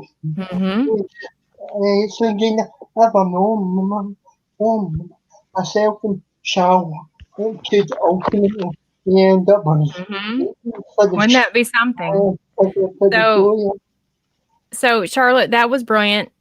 I would actually like to hear another one for each Doctor. That would be great. I would like a whole book of that. I'm tempted to have a go at them. Yeah, I'm tempted. Yeah. Life instructions from the Doctor, the first Doctor, second Doctor. I would think that'd be great because I actually read that. I heard that in his voice, like when you were reading it. Yeah, because like I said, it was at that time when everything just felt so dark. I usually hate using that sort of term, but and I was just like the Doctor. Like I said, I've always loved that character. I've always loved him and the character. And I was like, well, I'll have a go because it's just a speech. It's not like I'm writing a whole script. Yeah, but You know, I would read a whole book of that because, you know, Yeah, honestly, like, yes, the stories are great, but like sometimes, like, I'll just like go on YouTube because I may not have time to watch a whole episode, and I'll look up a certain doctor and I'll just watch all their speeches one Yeah. after another. And then yeah, I get, you know, feel like, oh, okay, now I feel good. Now I feel better. yeah, The one that I go to a lot is the Flatline one where he talks about I'm the man that stops the monsters. I love that. And Yeah. so there's a lot. I'll watch scenes like put together if I don't feel like watching a full episode. So my, that would be yeah, fine. I think that would be a great book. Life yeah, instructions from the doctor. Um, yeah, to be honest, I'd go back to, I'd go back to the Sylvester McCoy's speech and survival, you know, Hmm. all the, if we fight like animals, we'll die like animals, and Hmm. it's like that sort of, and it's like that sort of whole pacifist aspect that they really think that the fans have to be shown a bit more empathy and Hmm. respect for people rather than being everybody days and fiddle oats all the time. It's really starting to piss me off. Like, and I think as well, the fandom, they have to remember all of these, all of these speeches from Capaldi and Oi and stuff like that, and then remember maybe Octa who and remember Octa who has always promoted that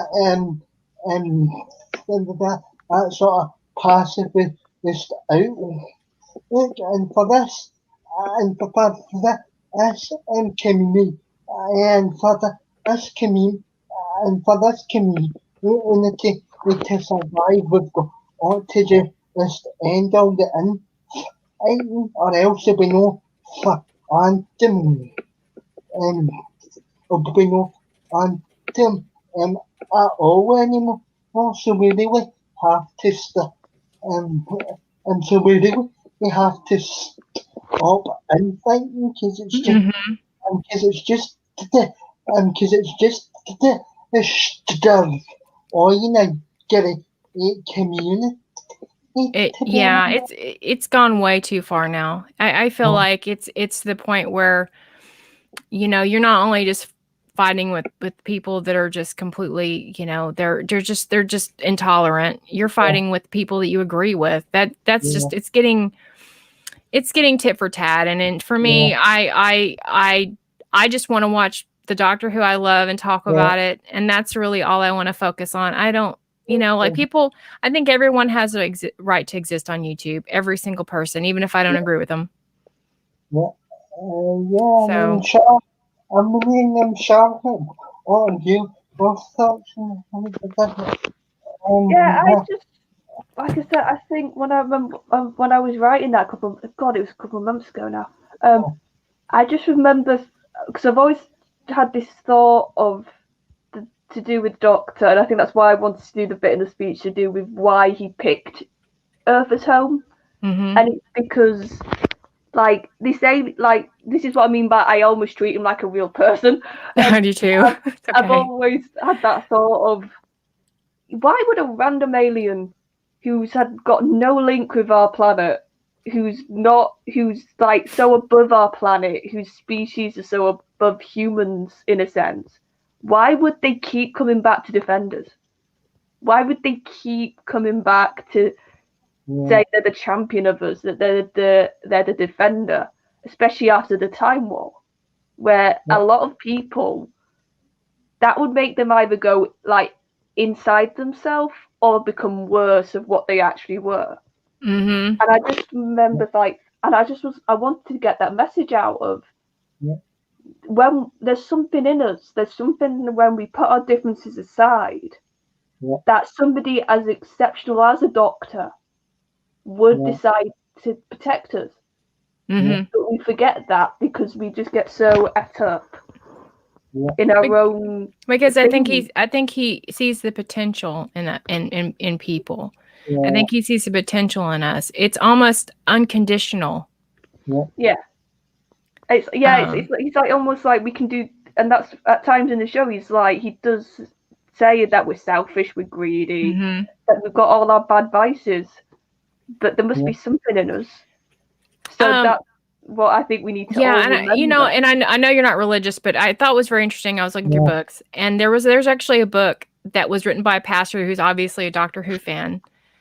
And takes very biblical, like kind of how to live your life a Christ look, and he actually compares it to the storylines in Doctor Who. And I would like to get it just because I think there's a correlation in that. There's a very I'm not going to say he's like a Christ-like figure, but there's that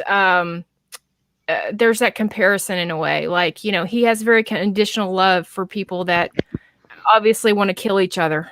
Yeah, and a lot of the time, him just defending us hurts him. So I think that's a really simple comparison. And Doctor Who has a lot of good morality that I appreciate, like forgiveness. When 12 forgave Clara for being an absolute twat, and she was. I will admit I like Clara, but she was. But I think that was a good story to tell, because we're not all perfect. We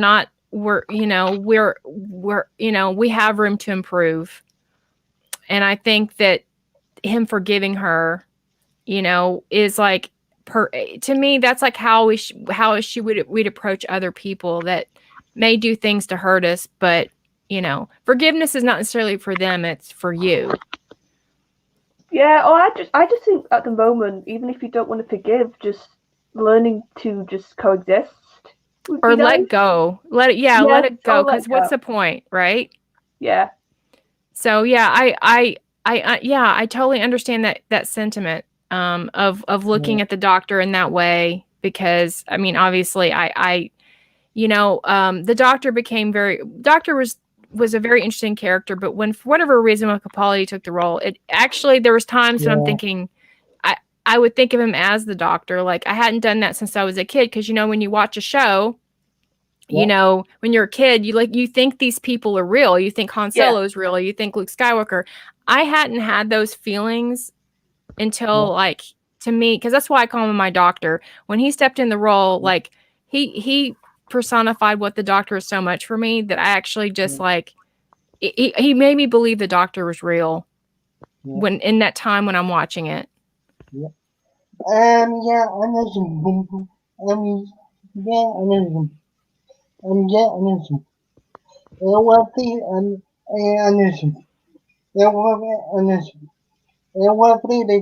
generation's supposed to be like a kind of contrast to the previous generation, because Capaldi was supposed to be a lot more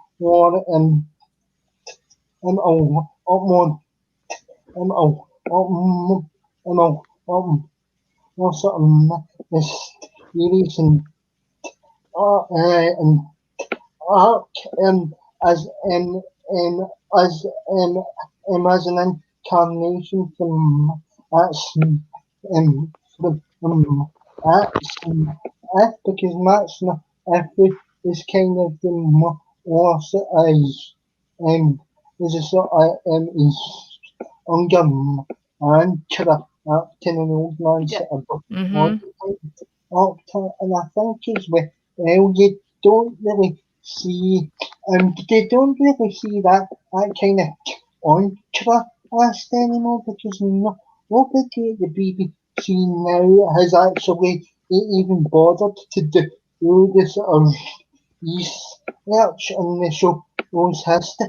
I think keep expanding on what's just them so alien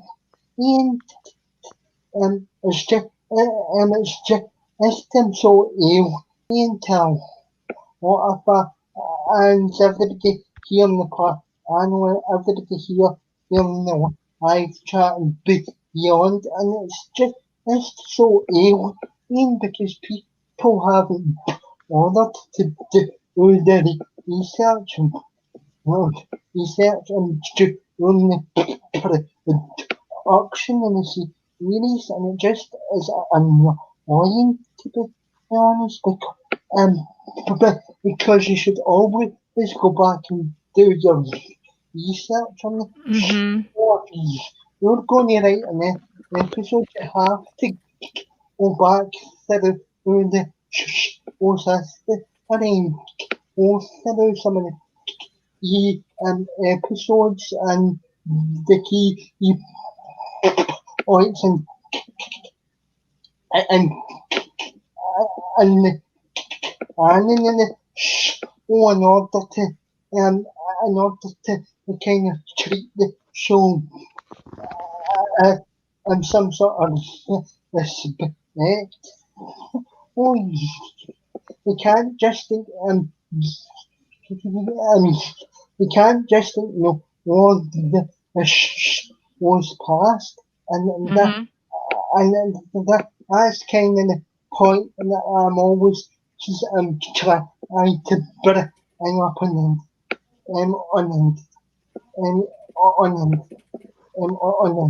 this channel, but if um, um, if the fan audio reviews in Charlotte is what these fan audios in Charlotte of the fans are a lot more are a lot more agent and then the idiots in charge of the show. To be honest, Low bar. yeah. Yeah, no, and I think also it's one of the fact that the Doctor is a character that's technically had 12 bodies and all those lives and all that experience is what makes the character so unique. So to ignore that, I just don't understand. Like, because the best way I've always tried to explain to anybody who doesn't understand like what regeneration is or the Doctor or how it works is I say, imagine, and this is, and I do believe in the idea of souls anyway, so this works for me. I've said to somebody, imagine a soul that just happens to have been in 12 different bodies. Like all that memories and experience and history, but it's just happened to not had one body like everybody. Right. Yeah. And it's like, why would you want to throw that out? Because it makes this show so unique. It's one of the many things that makes this show that no other shows like it. Well, I'm under the opinion that they should have a consultant on the show that is either a fan, or Peter Capaldi would be really great for that job because I think he has great ideas, and I think even David Tennant. I mean, hire them, for certain episodes or hire them for certain seasons, and let them kind of be behind the scenes. Like, look, well, what do you think if we do this? Like, well, you shouldn't do this because of that. I think that Peter Capaldi kind of sold himself short because he had great ideas. And I think a lot of them got thrown out. Thankfully, we got the Cybermen that he wanted. Yeah, the yeah, my favorite Cybermen. I love them. Yeah, that was brilliant. That was great. So I just think that they really, I think we need an ambassador to stand for fans. And basically be in the writer room and go, okay, no, you can't do this because of this and this. Somebody that knows no, it wouldn't be me. I would fill at that job because there's a lot. I mean, it's like it would have to be someone really well versed in the history of Doctor Who as a whole in the canon. And pretty much like sitting there with their pen saying, nope, nope, nope. That would be the Chibnall room. Like, nope, nope, nope, nope, nope, nope, nope. I do think there's a fine line though with that. I get what you're getting at. Though. I just think there's a fine line because you got to be careful. Also, as well, I think the BBC they have to go back to the whole sort of scare at editor and producer sort of jobs because I think because I think that because I think that showrunner the showrunner comes with far too much hour behind the because you could end up having they've got just now with the same idiot that's in charge of everything. So I think it's the BBC have to go back to the sort of the sort of producer and script editor because the showrunners because the showrunners have too much behind the scenes power to do and to do whatever they like. Or is so or is everybody his opinion and actually Gary just I think that it's I'm with just Mr. Showrunner or just think that it has to go back to a script editor and producer. Yeah, I know what you're saying. Yeah, that's probably the better way to go because then you get a fan that's, I mean, you get into fan service and you don't want that. Well, I think, and I've been thinking this for a while. Honestly, the best move next is to get a non-fan, and I would preface this by saying, obviously, producers and people around them should know the show.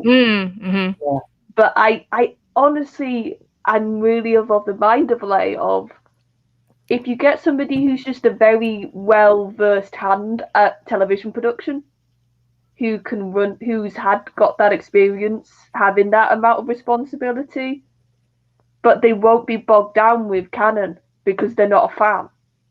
So you will get a fresher, I think, perspective. You will get a bit more of a. I think we just need a bit more back to basics, a bit of a fresher. Let's not keep going back to the history. Yeah, I think canon is so. It's so big that there's at some point you're going to piss off somebody. You just are. I mean, Moffat did a pretty good job, RTD, but even people like, look, I find myself being kind of snooty about it at some point. I'm like, wait a minute, you're taking this way too. You're thinking too hard. I mean, it's a science fiction escapism show, and I can see what you're saying.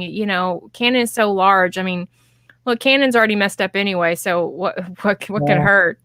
I just think you're sort of circling the same thing almost, just a different version of it. Because I just that's why I do think Russell with the Time War, that's the best version we've had of like a big change in canon, because it was basically sort of behind the sort of, it wasn't the forefront. And I think that's what Russell did brilliantly with the Time War. You knew it impacted the Doctor. You knew it had kind of like repercussions for the Doctor, but he never really told us what happened in the Time War. Right, that's why it's a mystery. Yeah, and I think if you want to make a change, you're better to do that approach instead of the Moffat and the current idiots. Well, you're so detailed with every little thing, every little connection. Yeah, I see what you mean, because then it takes the mystery away. Yeah, and it's partially why I think watching, knowing if you know so much, I don't. I wouldn't say I watched it all, but it doesn't mean I remember everything. But people that know a lot of facts, sometimes it tends to taint them for their enjoyment. Yeah, because I've actually noticed that myself. Sometimes you get a bit too hipped up with canon or sort of she's up. Does the story break and canon, and it does get even. It does kind of take the enjoyment out of it sometimes, so because you're always impairing You're trying to, you're like, okay, how does this make sense? And then you lose yourself. Yeah, how does it fit? And then you're trying to go back to some episode 1973, and you're just like, okay, wait, now I got to stop, and that's too technical for me. I was doing that, and I was just like, okay, wait, you got to take a step back and just watch the show, just enjoy it. Don't try to figure everything out and everything matches with this and this and this, because then it's like, I wish, I wish I could have, just done that with, last year. I wish I'd have come to that conclusion. I've enjoyed watching New Who a lot more, but not the new, but. Oh Jesus! Oh Jesus Christ! Every time I tuned into the episode, I wanted to jump out them, and because that. Yeah, and I told you to stop. How many times? And because that's because this era isn't good for your health at all. It's not, and I didn't watch the new episode either, so I haven't watched it. And I heard I'm not missing anything. So I'm see, me and Daniel slightly differ. I'll come back for 14. I'll at least. I don't. Last year, like it I was like looking at Jason going, okay, are we really going to do this again? Are we really going to, he was like, yeah. And we watch it and go thinking that it might be okay. And then being like, as soon as she comes on the screen, you're like, why are we doing this to ourselves? Like, why? Like, it's just, like the Tesla episode wasn't bad up until she came on the screen. I'm like, well, maybe this will be good. And then you get sucked in. You get, I feel like, okay, no, this is not going to get better. Yeah, and to be honest, like, and I'm not saying this to be awkward, but like, I can't see myself actually having the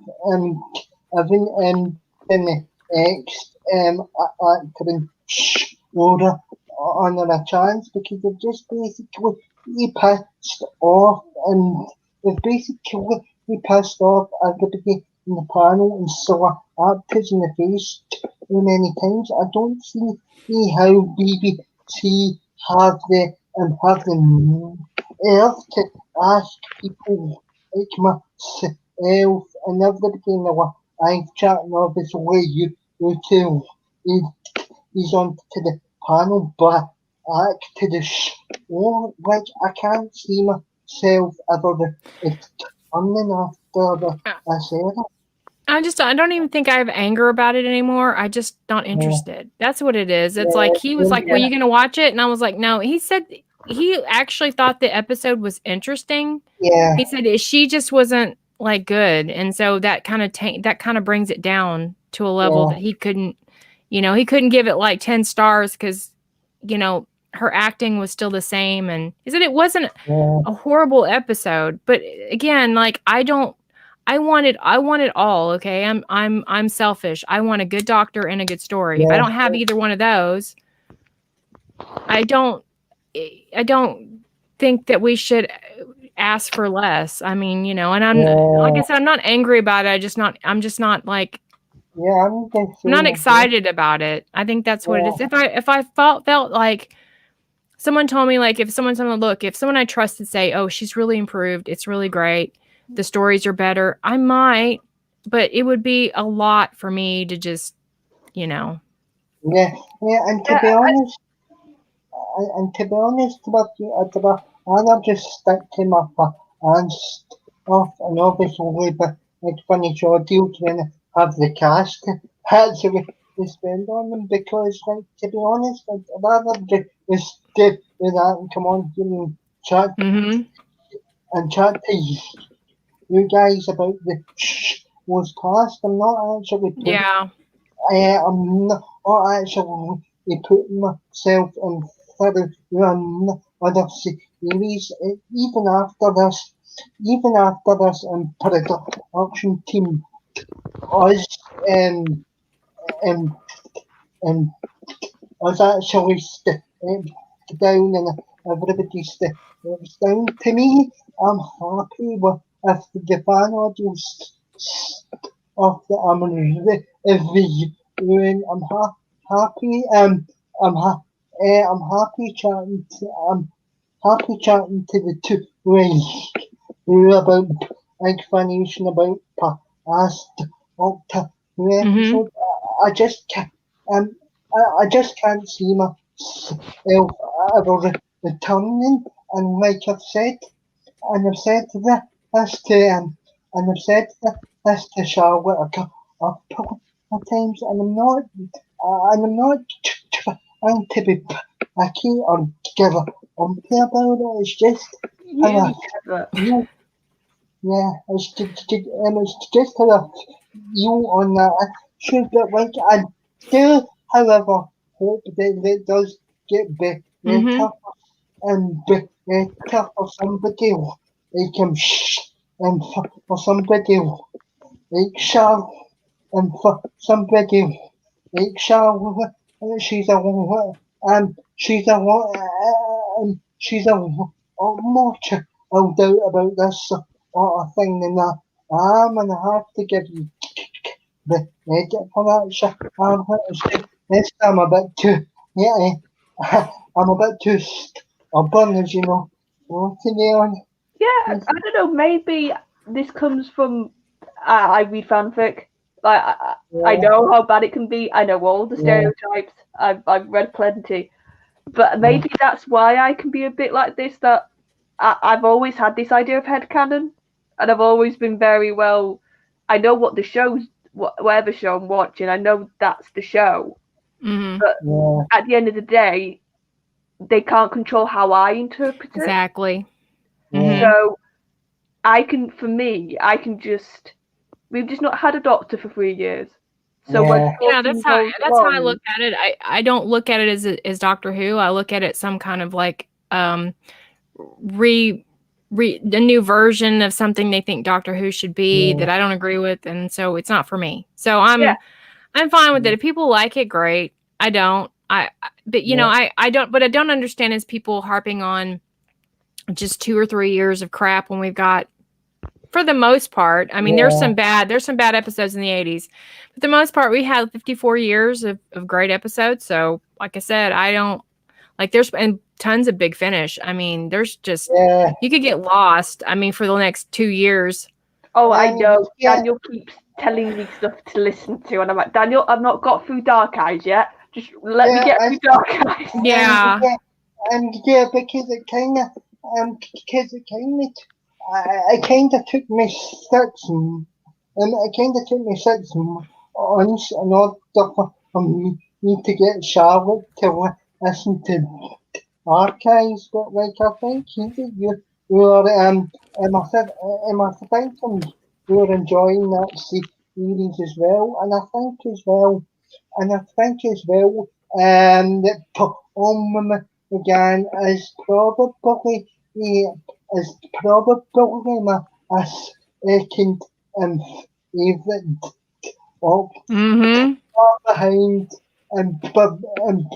behind him apparently, obviously, and I really do you as well. BBC have actually passed the opportunity to obviously Paul can spin off, but they're not because they're not really interested in having us the fan and pink us them or something that would actually be said for ages that this would be a Gary this would be a Gary series, so it's important so it's important on our channel. It's important to highlight how brilliant Paul again as a Doctor, because BBC certainly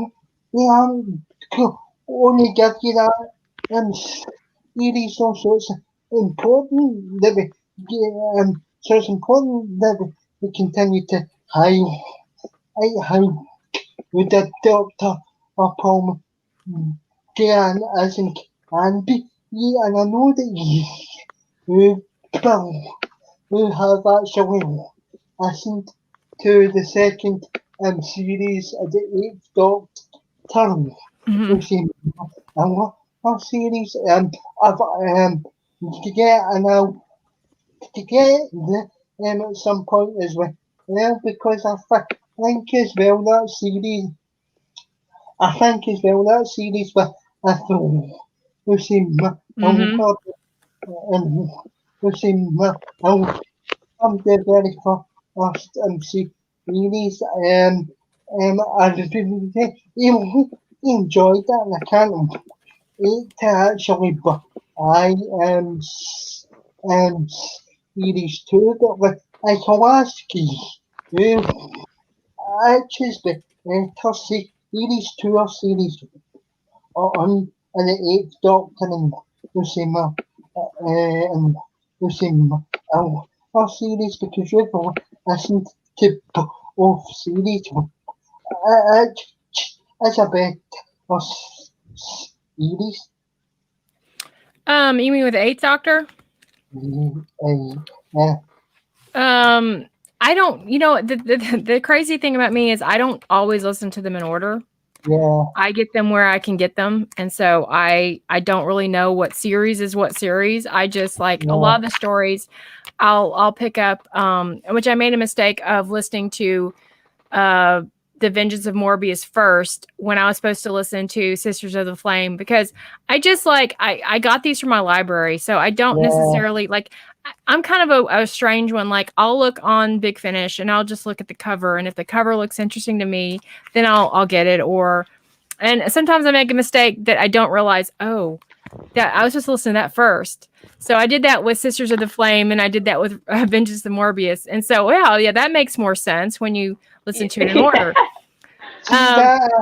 So I don't really know. So I'm assuming the one that's the Dead London and all those is series 3. I'm assuming. Gary, if Gary was here, he'd save me and go, oh, well, that's series whatever. And that's actually the second series, because it's actually written and it's actually written down in the TARDIS. In the TARDIS and page, you know you know that Wikipedia. Oh, like a TARDIS wiki. Yeah, it's actually yeah. It's actually written down, and it's actually written down in that page. So if you're ever so if you're ever or just go to the page and it'll point you in the right direction, because that's what I do the time, and it's a lot easier to do it that. Yeah. Yeah, I know. I'm bad about that. I get excited. I'll be looking through something like, ooh, that looks interesting. Let's download. Let's listen to it. And then sometimes I'm like, oh, I don't necessarily listen to them in order. So I say series 2 they're all good. I mean, everything I've heard is like I love. I mean, I know Storm Warning is obviously the first series. I don't like Charlie Pollard all that much. Oh my god. So for her, series 1 is good, but I mean, Chimes of Midnight's a good one. I like Storm Warning a lot. Seasons of Fear was her too, right? And I like that one. And I like Minuet in Hell, and I know you gave me crap for that, but that's because it's shit. But I like it because it's campy, and I like the whole I like the whole devil Doctor Who thing. I do, I can't help it. It's like with the Damons, I like the way that they implement the whole 70s occultish thing going on. So that's why I like it. I mean, anyway, I like that. I like it. So I guess series 2, I would prefer that because of Lucy Miller. Because of her. I like Blood of the Daleks. I think that's the one that's called. I like that one a lot. See the only trouble with the Paul McGann stuff is that you really do have to them all, you really do have to get them all in order so that you actually understand the character and all the different sort of elements to the Eighth Doctor's and to the Eighth Doctor's and to the Eighth Doctor's story, because if you get them because if you get them out of order, or it kind of throws you off a bit, because you feel like that you Mm-hmm. Some you because can do that with, but yeah, I know what you mean. Like I learned my lessons with I'm like, you really need to start looking this stuff up. Don't, because I see the covers or I see, oh, that sounds interesting, and then I'll be listening to it because but I do need to be better about doing that so that and when I listen to Sisters of the Flame, like, oh, well, this is really great. Like this makes more sense now. So I'm gonna go back and re-listen to it in order. But I enjoy like stories like where they go back to Karn and that one he does. And it's really interesting. Of course, I love the Morbius story, and I love the fact that, the Sisters of the Karn are trying to kill him because apparently Morbius wants to find another body, and of course that bodies are Time Lords. So they're trying to kill the Sisters of Karn are trying to kill all the Time Lords so that Morbius can't rise again, which is a really good story. I recommend getting that one for sure. Those two. Well, I'm actually going to get all 8 the stories, and I kind of want to actually ask the 2 of you to come on to the review. Okay, yeah, we can do that. Because I know the 2 of you are because I know the 2 of you are like Paul McGann, and the 2 of you probably have to fight over Paul McGann. Yeah, I love his. We have to get him to understand this. I've tried. He doesn't get it, and I've tried to explain, but he's a bloke. I think he's because he's very elegant, in his speech and just his manner, and I think that's why he's very attractive to women. I've tried to explain the voice, and it's just the voice is very elegant, and the way he says his words. Has a lot to do with it. He's just so elegant. He's the steampunk elegant doctor that Daniel, do you know how women tend to go crazy about Darcy in Pride and Prejudice? Yes, exactly. That's it. Sort of like if the Doctor was Mr. Darcy. Very romantic. I kind of get it now, because it's kind of like I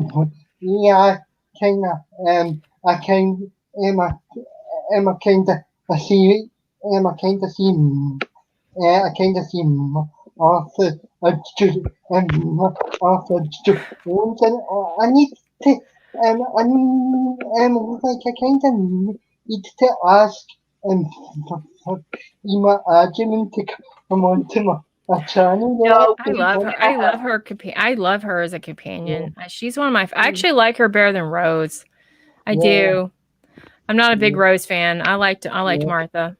See, I liked Martha. I just wish they didn't do the puppy dog romance. Yeah, but I really think she redeemed herself when she told him off at the end of it.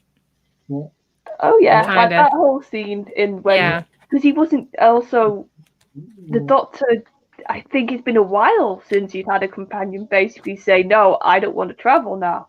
Yeah, so it was a real shock for him. Well, you're kind of right. I think up until that point, the only companion that actually read that to him was Yeek. And you know how I feel about Yeek and Charlotte. She annoys me. Yeah, I mean, to be honest, I was kind of hoping when I first saw Resurrection of the Daleks that the Daleks would exterminate her and Carol. She was so wishy-washy. I want to leave now. I don't want to travel with you. This is no fun anymore. And then like he leaves and she's like still standing. I mean, you know, it's like I mean, and do you know the thing that annoys me as well? Seeing the new I'm seeing the new Bill. Whereas, well, she's actually on the commentaries for season 14 in the behind the scenes commentaries, and you're like, she's not even in season 14, so what? they do that though. They did that with on the Tom Baker too, and there were some actresses that weren't even with Tom Baker, I don't think, in the They behind had the sofa. spots. I'm convinced now. The more you guys tell me, because I don't collect the Blu-rays, the more you guys tell me about them, it just feels like they have slots, and they just go, right, we needed somebody to fill in that slot. Oh, you're in who? You're good. You were in there, and it's like I think it was Louise Jameson was reviewing the Sonitarian experiment. And she wasn't in the episode. Of course, you know, Sarah Jane. But they had Sarah Jane's daughter there, which was interesting. Right, see, to be honest with you, I have been buying in the Bill, whereas, and I've got season 8, John Pertwee, Ian Pre-order, that's supposed to be coming right now, but it's not, it's not, yet.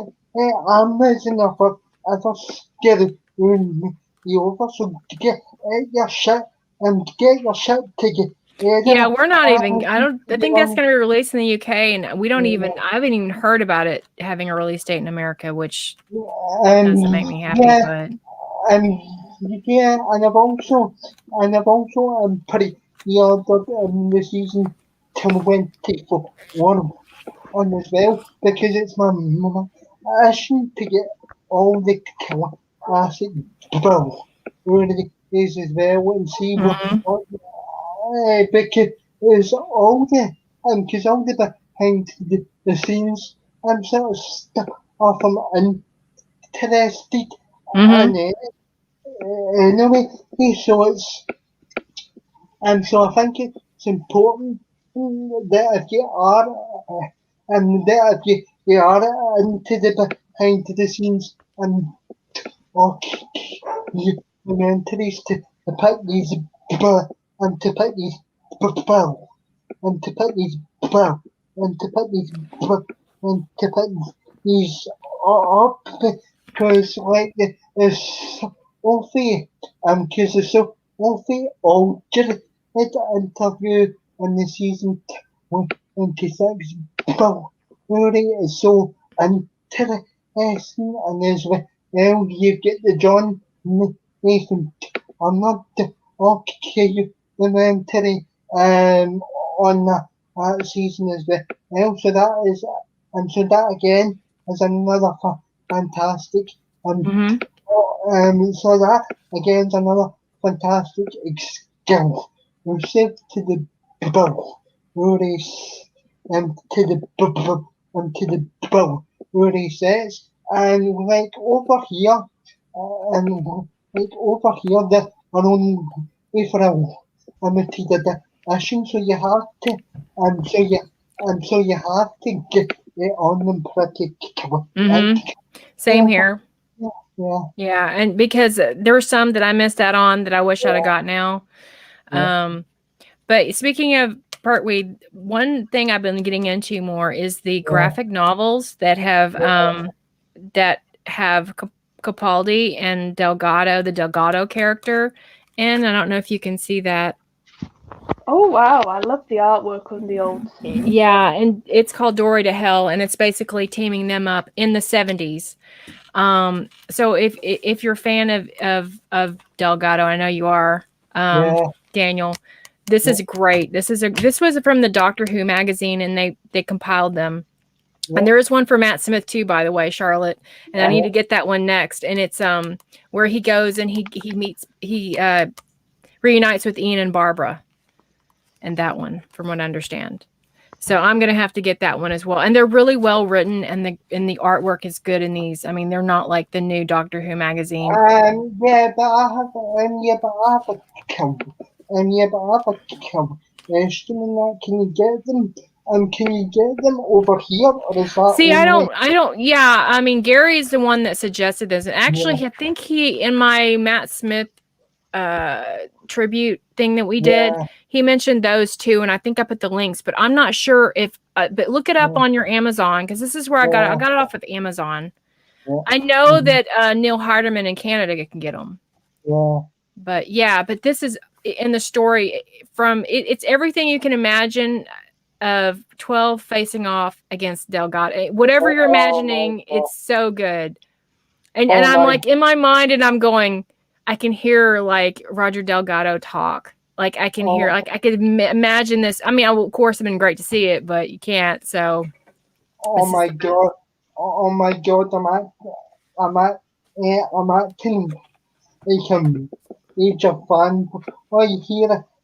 Like hit again in Yeah, the that top. was my reaction when it came in the mail. It says, in fact, I read it slowly because I wanted to savor it. Because I mean, they're not incredibly expensive. I think I paid like $14 for it, but you know that can get pricey if you're buying. Okay, now I need to get the Matt Smith one, and there's other. I think there's another one where he's with Clara. Yeah, But this is after the Clara story that they did. And you don't yeah. have to read them in order, so that's where it's better for me. Like if I like the cover of something, and you know. Um, yeah, because um, yeah, because that's always something that I'm sort of panicky about it. Is well, because it takes time to read over everything in order, so it's good that you don't have to read them in order. Hmm. Because sometimes that annoys me. Yeah, I'm interested in getting the because I love Ian and Yeah, Barbara. I'm really wanting yeah, when I get financially, I'm not settled right now, but when I get back, I'm gonna want to get the Matt Smith one because of the Ian and Barbara, because I love Ian and Barbara. I yeah, love those two characters from the first Doctor, and seeing maybe Matt Smith in that reuniting with them, that sounds cool to me. yeah. Um, And yeah, and also as yeah, and also as well, I think if the Sarah Jane Adventures had continued, you would have seen like Ace and mhm. Hmm. Ian and Barbara actually the turn as well because they were all and and because they were all mentioned in for the oh, Sarah Jane Adventures episode because Sarah Jane was talking to the kid Yeah, and she said and she mentioned all the companions, so I think they're very influential power and and they're how married. to get them, They yeah. got married. Yeah, Yeah, which we all saw that coming. Oh yeah, yeah. yeah, Like I they said, I've got it. now watched some of Hartnell, and yeah, you can see it. Yeah. Yeah, Definitely see Yeah, it. I love their two characters, so I'm really interested. yeah, I want to get that one, and I heard it's yeah, a really good story, and the stories are good. Like they're really well written. It's like wow, and yeah, it's that way. You know, you have everything compiled. I mean, yeah, it's great. I love them. I mean, so there's so much. I mean, you can get lost in graphic novels and books. There's books as well. yeah, Um, I think Capaldi has some books. There's some Smith books as well that I Yeah. want to yeah, read. I mean, you could just get so lost for years. You wouldn't even have to pay attention to season 14 or yeah, whatever.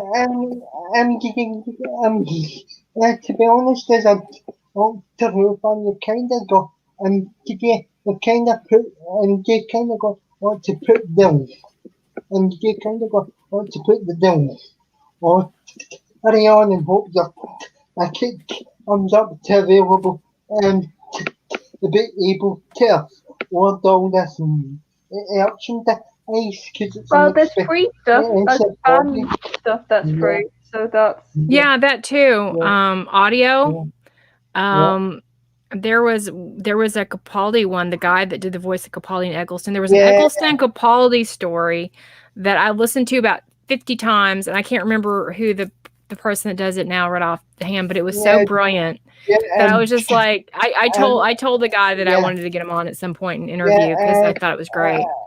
yeah, but like apparently he's actually joined. He's actually joined like Finny used to do a job on her impersonation, and I remember sending over the trail, and I actually was surprised at how good his impression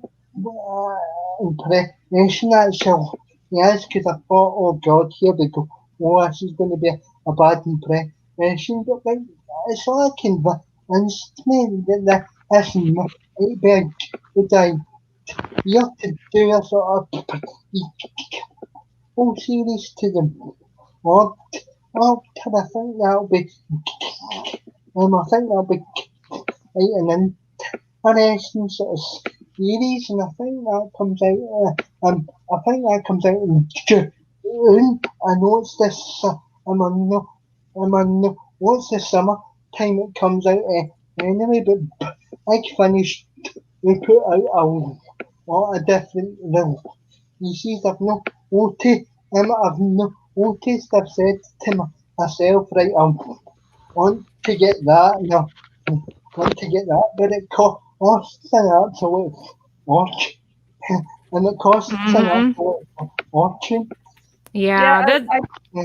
Sorry, but No, I mean that's why a lot of times I'll check them out for the library, and that's probably my Yeah, problem because they don't always have the first part of whatever, so I'll yeah, have to go search and figure out. But yeah, it can be very costly.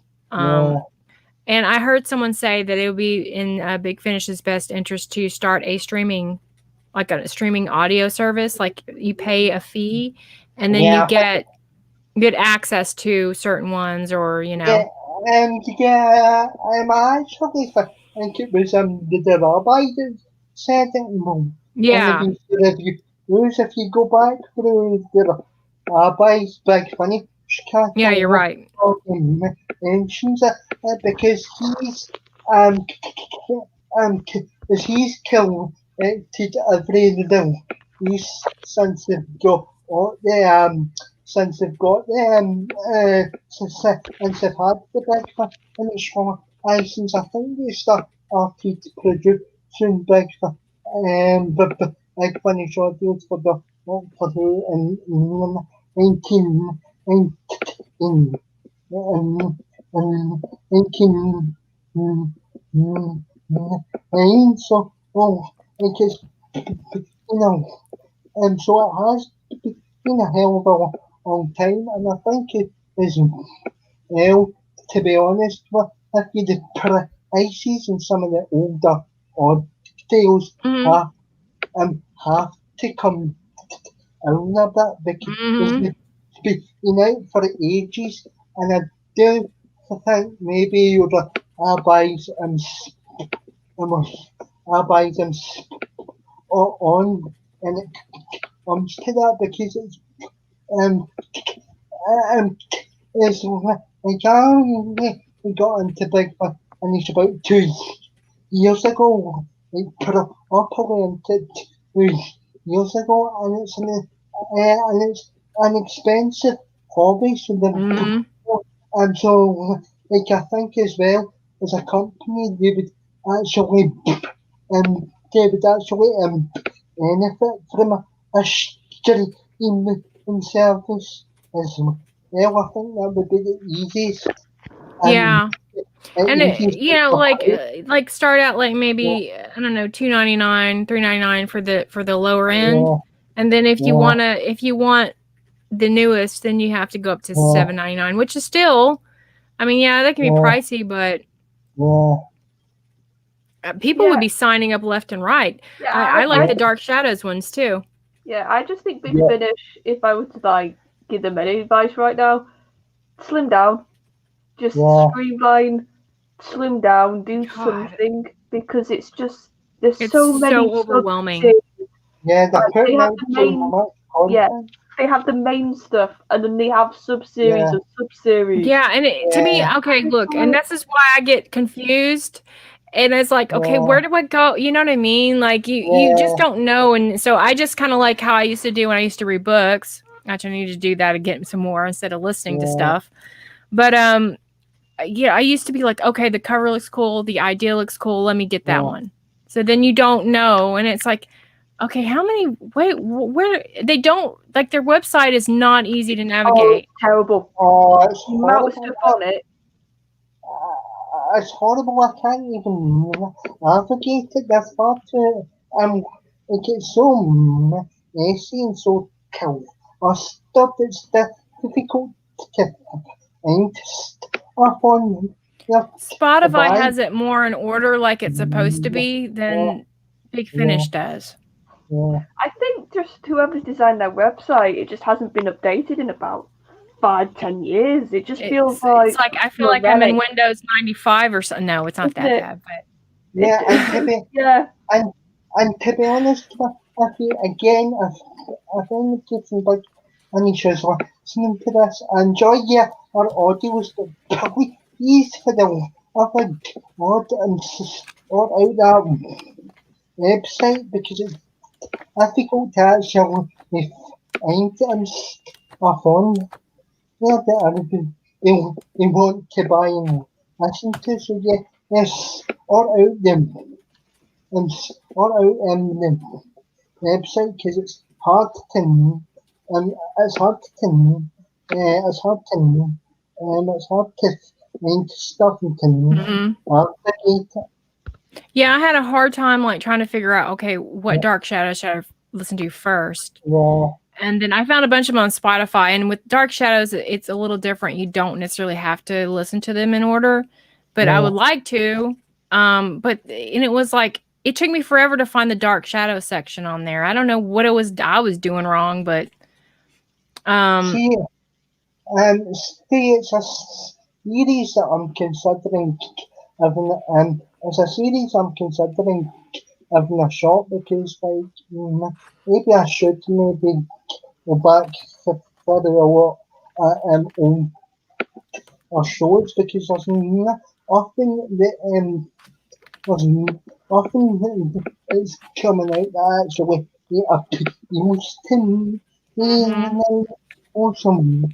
Maybe I should go back further the older shows and see what. There's something like it's that show is like there's a lot of hokiness as far as like some of the you see the boom sometimes in the shot. They did it all live, so there's a flubbing of lines which are funny, but it's interesting. It's not just a soap opera. It's there's time travel and supernatural things, and it's a lot of time travel, a lot of going to the past, that type of thing, and it's entertaining. The acting was good. Some of it's a little over the top, but the stories were interesting. The storylines were different, and they were trying to do something very original, and which they don't do anymore. They don't have any. They're too scared these days. Everything has to be.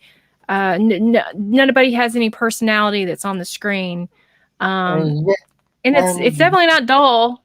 I mean, and if you haven't checked out on its idea on the Dark Shadows please do so because I didn't know a single thing about Dark Shadows to be perfectly honest with you, but I really do find that your channels like an education in me because I can actually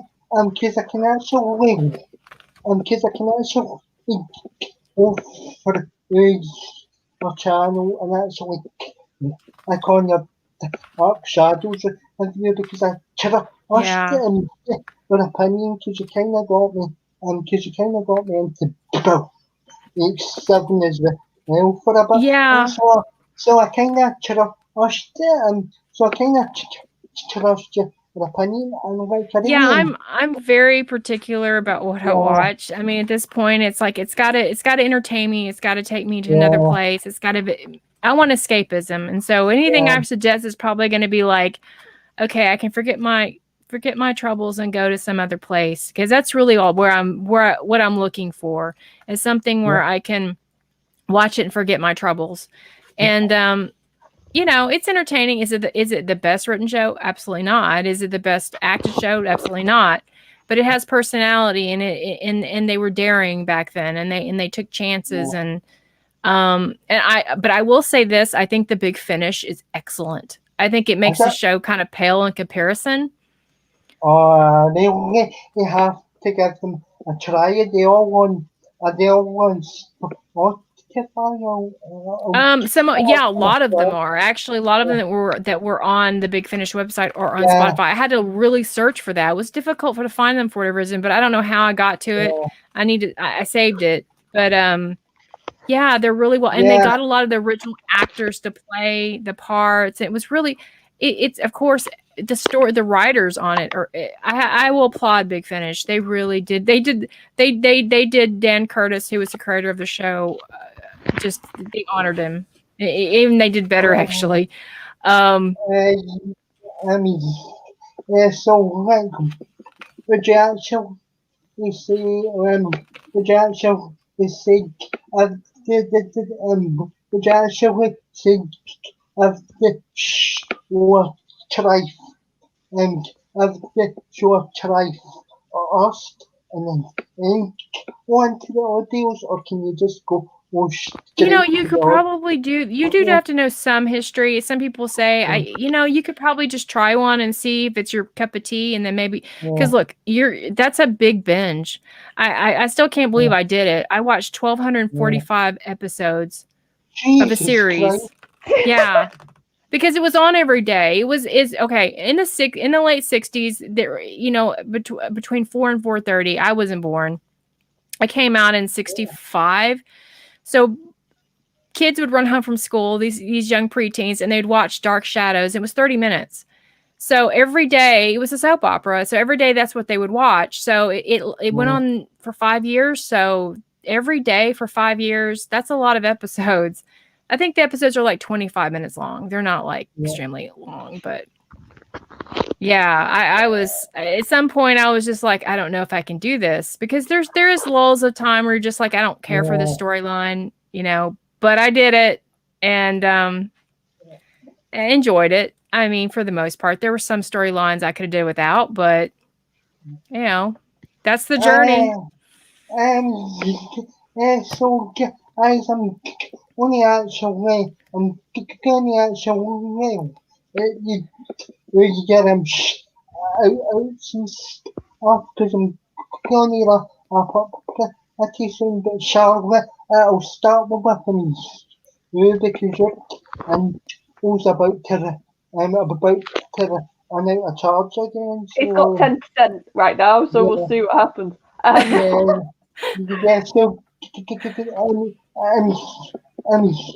So before that, over to the two of you to get the shout outs. Can I just say I really enjoyed tonight's stream with you both, and I hope to actually get the two of you on my channel again, either at some point, because the two of course, because the two of you over the past, I don't know how many years I have basically became my friends, and I talk to you both every day, every day. The two is already also it's been an honor to have. It's been an honor to have the on. Thanks very much, and I hope to do with this again. But I think shout outs before you're handled eyes on you. Yes, so I'm a regular on the TARDIS Zone, so that's Saturdays and TARDIS Zone talks, and whenever I can pop into streams. Down the Facebook when I'm not working and I'm free. I now and again pop onto his streams. And obviously, me and Daniel, we have Beware, which we're just taking a little mini break from, because they're proper reviews, and we just need a bit of a break. So we'll be back soon with Beware stream. So look forward to that. Yeah, and if you haven't checked, and if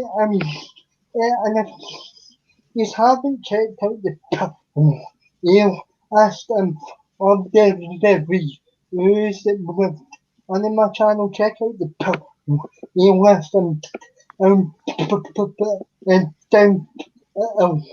on the description, and the spacebook channels down in the description as well. Bill, on it, do you want to give your shout out? Basically, I've been pretty stagnant with my channel. I'm trying to do different things, different hauls. I've got some Funkos coming in the mail, not Doctor Who related, but they're coming in the mail, so I'll be doing an unboxing of those. I think me and Michelle are doing a Peter Capaldi tribute on her channel, and we'll be doing a boxing of some Funkos on her channel as well, because I'm trying to get her into those.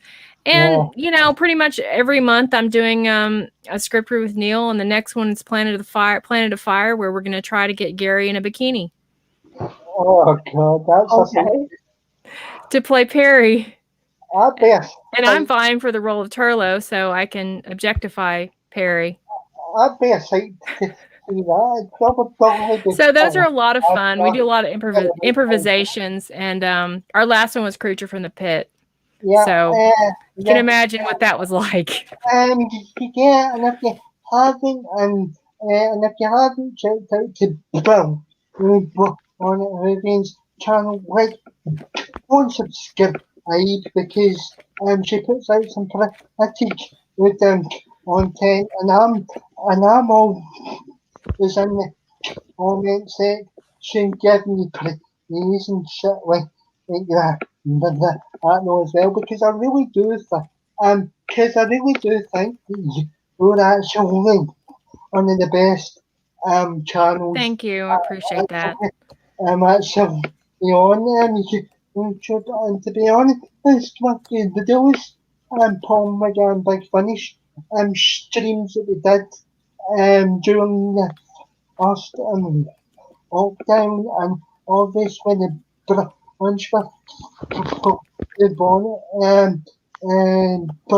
the bonnet stream I done over on your channel, and the two streams that we've done have been some of the best streams I've ever been involved in, and obviously to yourself as well, Charlotte, of the fact that I've actually decided to bring and to bring on as my the host. I should have done that. I should have done that from the start.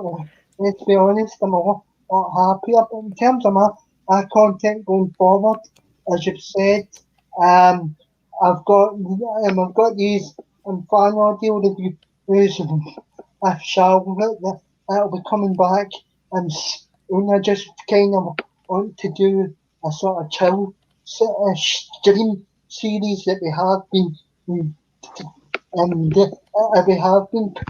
right now recently, and at some point I'll bring Charlotte and I'll bring Bill. We both on to the do some Paul McGann, and I think absolutely. And